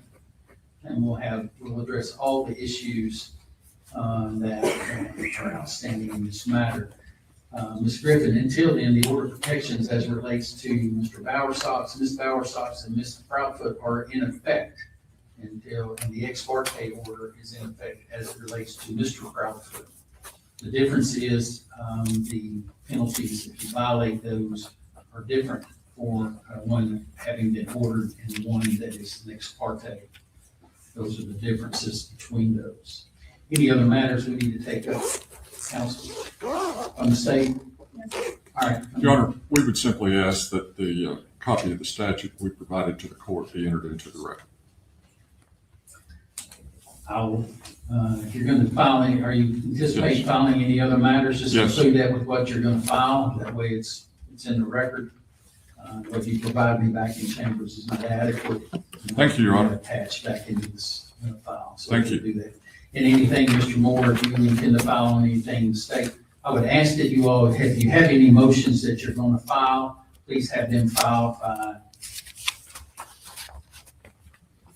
Monday, September 30th at noon.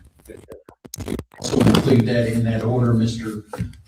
Frizzell, for the court signature, and make sure that all the parties are served.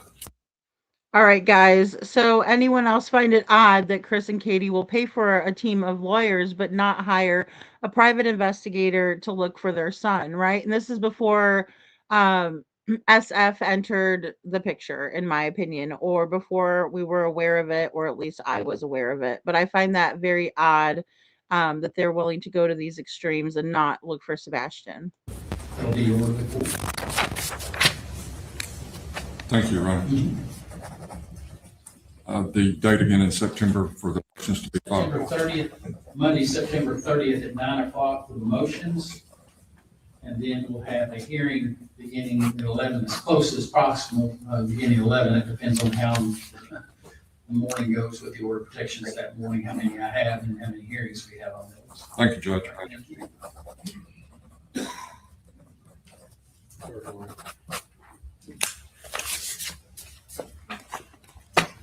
May we be excused, Your Honor.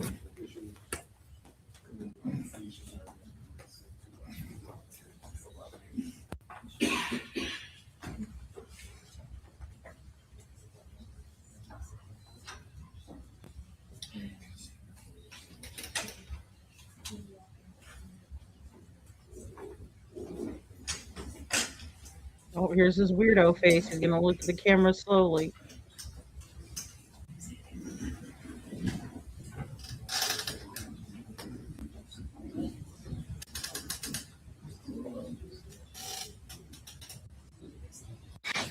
And a missing boy's parents appearing in court today, but it did not bring them any closer to finding their son.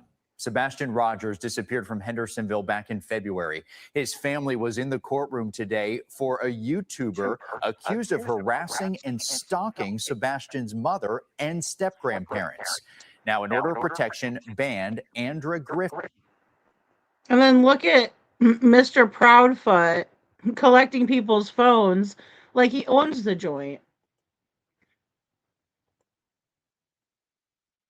Weird.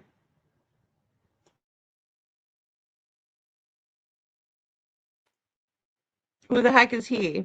And then here's the comparison, right? There's the Penguin from Batman, and there's the Penguin from Batman. Okay? It's very important. No, I'm just kidding.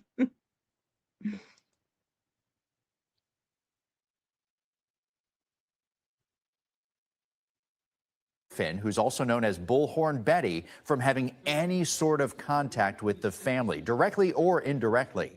Court documents also claim she violated that. News 2's Caitlin Quisenberry was in the Sumner County courtroom to try to get both sides of this story. Sebastian Rogers' mother, stepfather, and step-grandparents have largely remained out of the media, but they claim Bullhorn Betty has stalked and harassed them. The courtroom was split today into two sides. The YouTuber and Sebastian's father, Seth, sat on one side. His mom, Katie, stepfather, Chris, and step-grandparents were on the other side.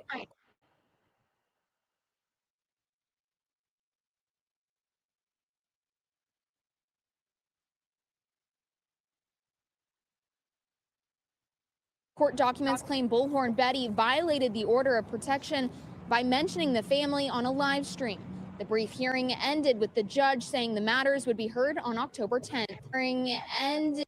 It's not a violation of a restraining order to speak about someone, right?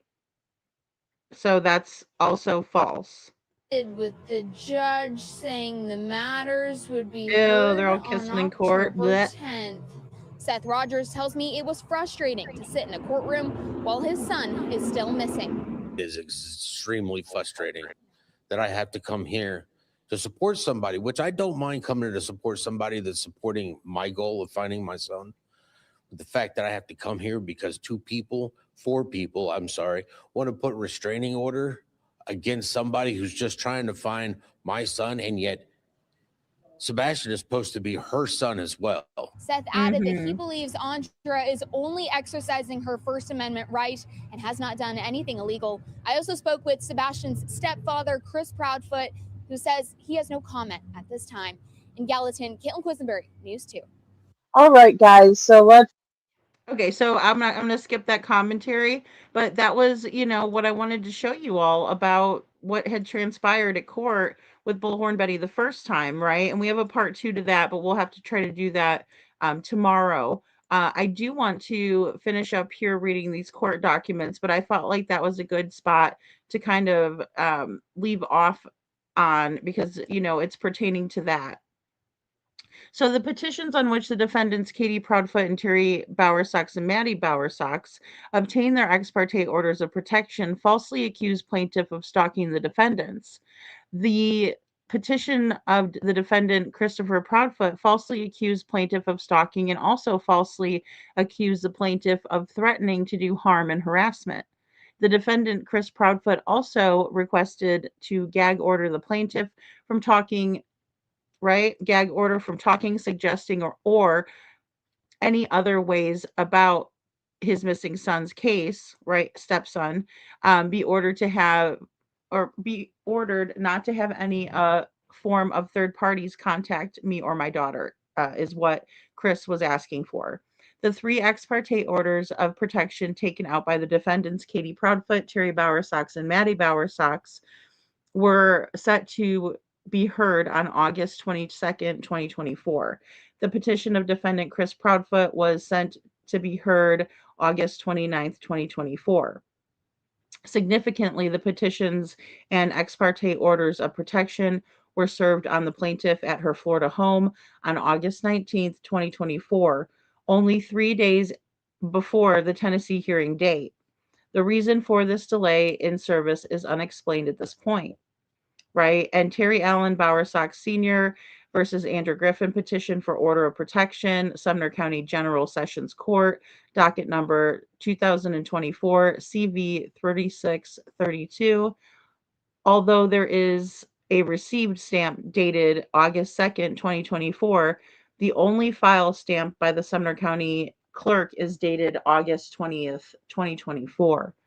Maddie Catherine Bowersox versus Andrew Griffin petition for order of protection, Sumner County General Sessions Court, docket number 24-3633, filed August 2nd, 2024. Christopher Andrew Proudfoot versus Andrew Griffin petition for order of protection, Sumner County General Sessions Court, docket number 2024 CV 3894. Although there is a received stamp date dated August 19th, 2024, the only file stamped by the Sumner County clerk is dated August 20th, 2024. All right. So there's a certain statute, 36-3-605, required that the court shall cause a copy of the petition and notice of the date set for the hearing on such petition, as well as a copy of any ex parte order of protection to be served upon the respondent at least 5 days prior to such hearing, right? And that is set by TCA 36-3-605, emphasis added. Okay. However, on August 22nd, 2024, and in direct violation of the statute, the local General Sessions Court Judge C. Ronald Blanton held a hearing with the defendants being present and entered orders of protection against the plaintiff, all contrary to explicit statutory mandates. The ex parte temporary orders of protection ordered the following. 1. Do not abuse, threaten, or to abuse, hurt, or try to hurt, or frighten petitioner or petitioner's minor children under 18. Do not put petitioner and petitioner's minor children under 18 in fear of being hurt or in fear of not being able to leave or get away. This is strange because obviously Faith is afraid of them, according to Nina. Do not come about the petitioner and petitioner's minor child or children, protected by this order, including coming by or to shared residence for any purpose. Do not contact the petitioner and petitioner's minor child protected by this order, either directly or indirectly by phone, email, messages, mail, or any other type of communication or contact.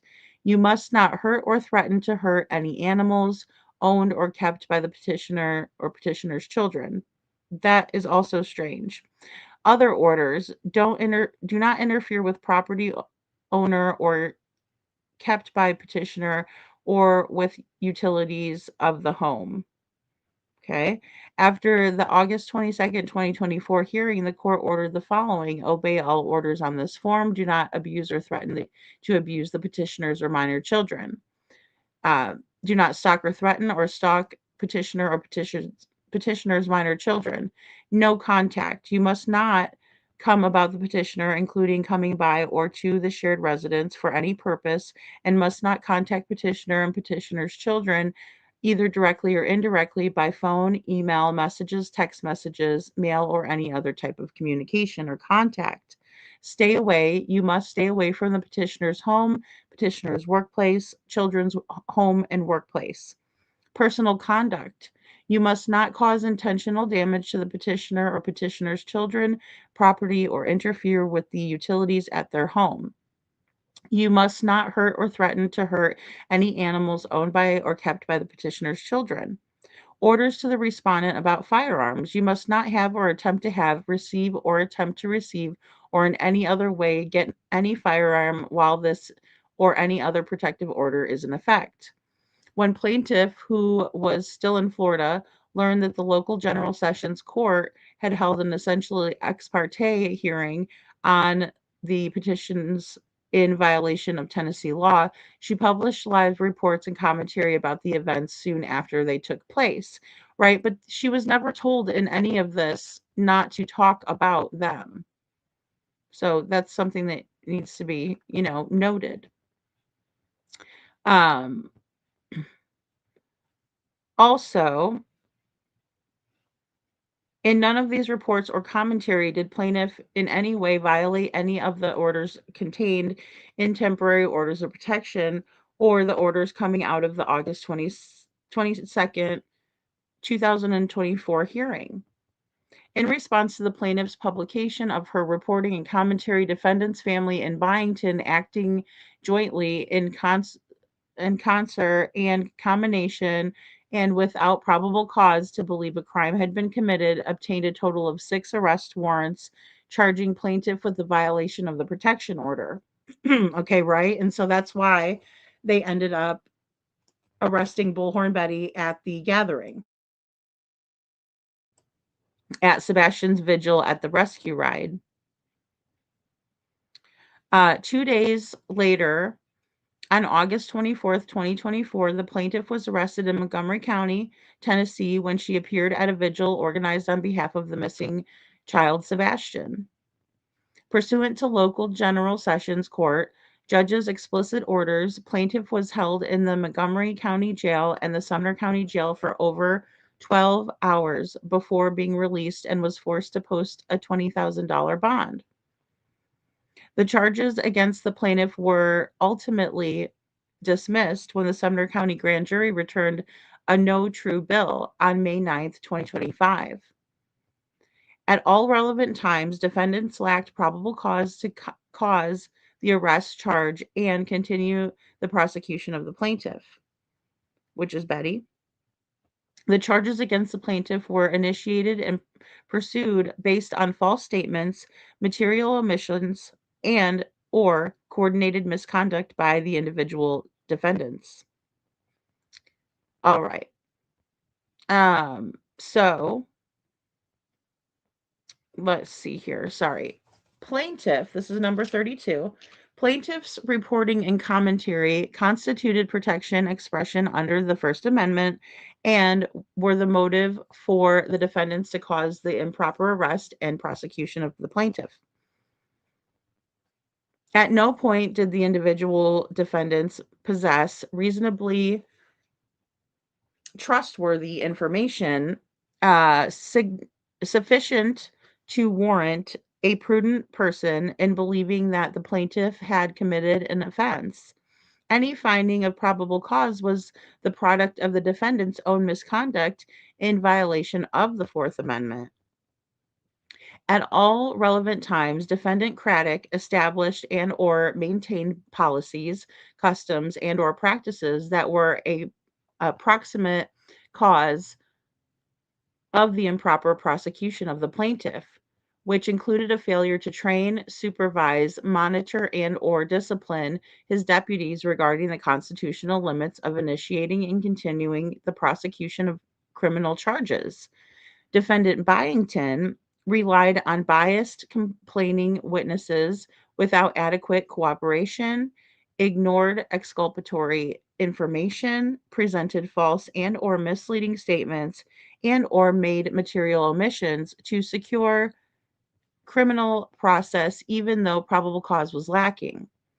The defendant Craddock knew or should have known that defendant Byington engaged in improper conduct, particularly in a high-profile case that involved a reporter who was openly critical of the sheriff's department, all of which was the driving force and proximately caused the constitutional violations set out above. Defendant Craddock's improper actions, combined with a retaliatory motive to silence protected criticism, was a moving force behind plaintiff's prosecution without probable cause and the resulting deprivation of liberty and other damages. I agree with this. I think this is well written, and I think that it is definitely going to stick, in my opinion. Hey, Rosebud, good to see you. And also, they're saying as a proximate result of the unlawful, wrongful actions of defendants and each of them acting jointly, severally, in combination and concert, plaintiff has suffered loss of liberty, physical, mental, emotional pain and suffering, financial injury, as well as reputational harm. The actions of the individual defendants acting solely and or in concert in combination was reckless, malicious, willful, intentional, oppressive, and taken with a motive to intentionally harm the plaintiff and or violate her clearly established constitutional rights, and or with such reckless disregard of those clearly established rights so as to render the individual defendants liable to plaintiff for punitive damages. Boom. Shazam. You got it. You got it. They did her so dirty. They did. And she never violated any of the terms of the PO. They're all right there, the real Me Too. Yeah, this is very eye-opening. Very eye-opening. They tried to say Betty used hashtags. It's not illegal to use a hashtag, and the court didn't tell Betty she couldn't speak their names, nor could they have with the First Amendment rights. That's right. They can't tell anybody what to say and what not to say, and they wouldn't do that. You know, they wouldn't. They didn't have any right, in my opinion. Yeah, bravo, right? All that is unseen. Absolutely. Rosebud says they have no right arresting her for a violation of the POs because Chris and Katie were not there. Yeah, why did they arrest her? Exactly, Rosebud. That's a great point. Yeah, absolutely. Yeah, this is definitely going to stick, in my opinion. Causes of action. The actions of defendants solely and or in combination violated the plaintiff's Fourth Amendment rights. Request for relief. Enter a declaratory judgment pursuant to 28 U.S.C. 2201, declaring that the prosecution of the plaintiff violated her rights as secured by the Fourth Amendment to the United States Constitution. Issue a probationary injunction restraining, prohibiting, and enjoining defendants from taking retaliatory action against the plaintiff. Right? Award plaintiff a judgment of compensatory damages in the amount sufficient to compensate her for her injuries and damages. Right? And this part is to make her whole again. So what they've done to her, she wants them to make her whole again, right? So she's suing for compensatory damages. She wants to be awarded an appropriate amount of punitive damages, right? Again, for her pain and suffering and what she endured, and award plaintiff her reasonable attorney fees and costs pursuant to 42 USC 1988, right? impanel a jury to try this matter, right? So they are asking, and again, it's right here in the first page. Let me just scooch on up here. Jury demanded. And this is all in the court of Middle Tennessee, right? Middle District of Tennessee at Nashville. Okay, because I know someone asked that earlier, and I don't know that I answered it or not. Okay, so grant the plaintiff such other and further general relief as she may be entitled upon hearing of this cause. Respectfully submitted, Worthington and Wise PC, right? Tyler Wise, and it gives all of his information. Okay, so that's the attorney for Andrew Griffin, our Bullhorn Betty. I believe that this document is short, sweet, to the point, and I think it's going to absolutely get Betty exactly where she needs to be in order to get relief for the damages that she has you know uh, in, incurred, excuse me, in this situation for what she's had to go through with the nasty Foot Clan, in my opinion. So, that's a good question. I would think so, because that would be part of the damages, right? Because that was something that she shouldn't have had to do, but she had to in order to defend herself. Yeah, all this unseen. I think so. It has cost her so much money. I believe that too. Yeah, they put her through a lot, and I know I witnessed it all, and she deserves vindication. Those who lied need to be held accountable, and Sebastian deserves better. Amen, the real Me Too. Well said. Well said. No, and like I said, I didn't even know the half of it when I did this video I showed you guys earlier. I didn't even know the half of it, Lori. Make them pay. That's right. And that'll teach them. That'll teach them to bring people to court for frivolous lawsuits. Or, excuse me, frivolous complaints regarding ex partes and such. Hey, Peggy, good to see you. So, guys, I want to do the part 2. I think we'll do it tomorrow afternoon.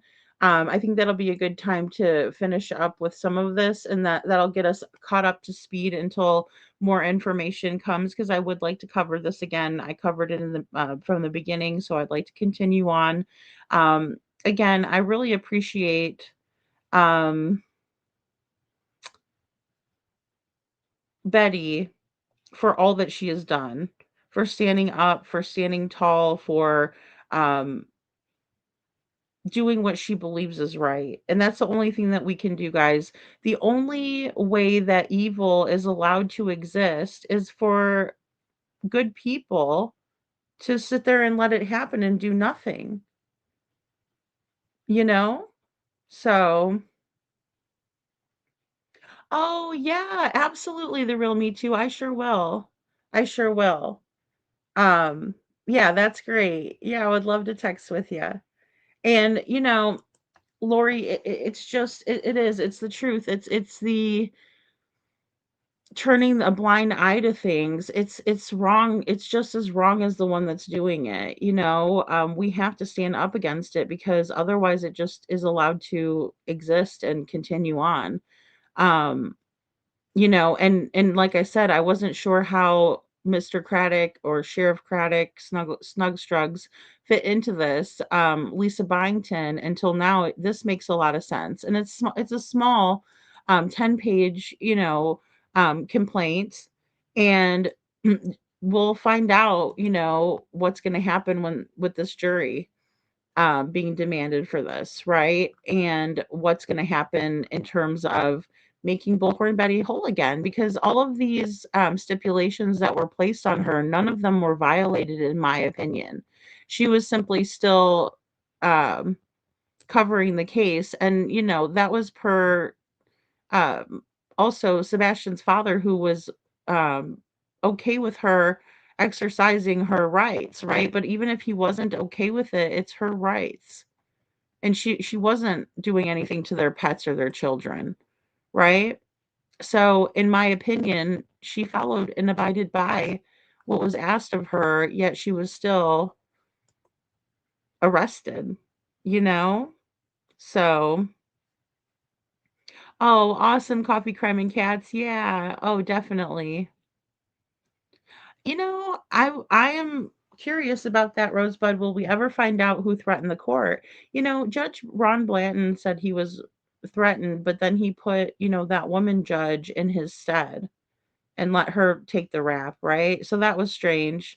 He's too scared to deal with this case, but yet he puts, a woman on the case. Not a good look. There's something wrong with that man. And, he did also put it out there that Sebastian was no longer with us, talking about his grandson who passed away and that, he knows what it's like to lose, someone. And I mean, I guess it could be left open to interpretation, but it certainly sounded like he was under the impression that Sebastian was no longer with us. And we don't know that. That was very presumptive of him, in my opinion. Hey, Faye, good morning. So, yeah, she's going after both of them. Yeah, these are the defendants in the case, and it does list Sheriff Eric Craddock as the first one, and then Lisa Byington, who was a detective, and then the four that got the restraining orders ex partes, from the court. Hey, Seth, good to see you. Yeah, too many cowards in Sumner County. Absolutely. Yeah. Was it the son? Oh, thank you, the real me too. I was thinking it was his grandson for some reason because he's looks older to me. Yeah. Aw. Yeah. So I mean it's very interesting. It's interesting to me, Seth, how many there are as well. And I think people want to stand up and do the right thing, but they are scared, and that's an issue. Especially when we see all of us ladies out there. It's like where are our dudes at? But we have some good ones. We do. We have a few good we have a few good men. And Chris Proudfoot can't handle the truth. Oh my goodness. Well, guys, I'm going to go ahead and I'm going to hop off of here because I want to come back on tomorrow and let's watch the part 2 that I did um on the subject, and we'll get up to speed on everything, and then we'll continue to move forward and trying to see how this plays out. Rosebud says, in my opinion, once the county workers are put under a microscope, they may turn some things around. That's the last thing they want out in public. I agree. Yeah, I agree. Yeah, she is. She's going after the sheriff. Yeah. Thank you, Bo. Thank you, thank you. Yeah, she is. She's going after the sheriff and the detective because they just went out on the limb and did what Chris and Katie and all of their supporters were wanting them to do, instead of looking at the facts and seeing if there was an actual violation of that order. And in my opinion, there wasn't. Oh, thank you, Lori. Thank you, guys. Thanks, all that is unseen. You know, Aw, Faye, you're so sweet. How are you, buddy? I've been thinking about you. Aw, so sweet, Faye. Sebastian Wayne Drake Rogers, life matters and nobody will silence us. That's right, the real me too. We're going to continue on. There's so much to cover, and I'll tell you, hindsight is perfect vision. So we're in a good place to look back at this with a fresh set of eyes, knowing what we know now. I'm going to have a completely different outlook on things than I did back then.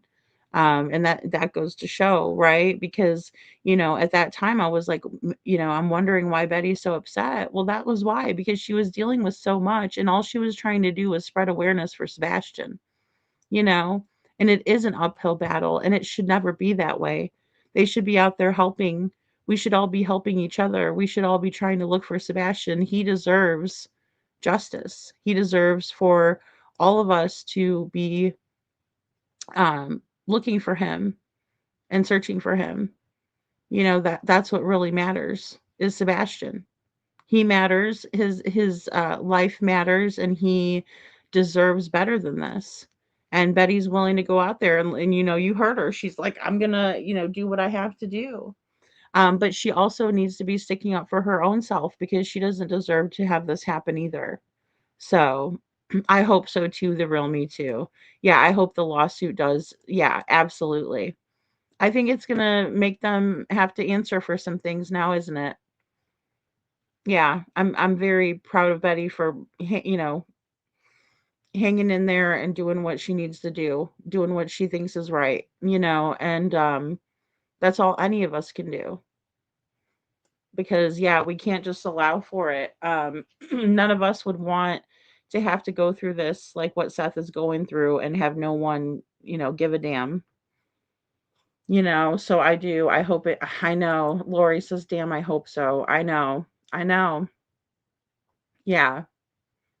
I hope so too. The real Me Too. I hope the lawsuit brings us some answers for Sebastian. No, I know what you mean. I knew exactly what you meant. It's all good. Yeah. Yeah. I didn't get the full either. Oh gosh. I was just like, and we knew about all the threats and everything, but I guess it was just like I didn't realize it either. I was like, oh my goodness, this is just so, you know, there's just so much to this, but it just makes sense, why somebody would be so passionate, especially when you're there and you see how bad it is. Aw, love you too, Detroit. Yeah, I hope so. I hope the court asks them some questions. I hope it shows their true colors. I hope it draws them out of the bushes. And the big thing is that it is breathing more life into Sebastian's case, even though it doesn't have much to do with him. But of course, that's what Chris and Katie are choosing to focus their time on, is going after creators, not worrying about looking for Sebastian.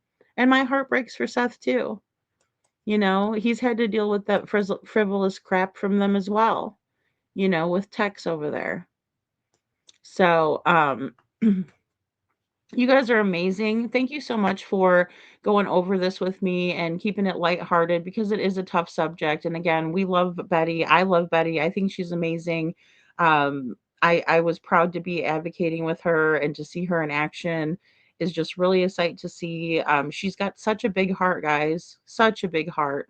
And it did all get twisted, Lori, and she just does a great job, and I appreciate her, and I just want to be supportive of her, because what she went through was not okay. Not okay at all. And again, we just got to stand where it's right. um all right, guys. Well, I love you guys very, very much, and let's reconvene in the early afternoon. Good night, the real Me Too. It's so good to see you out again, and I will definitely get together with Jen. All right, guys. You all have a wonderful rest of your day.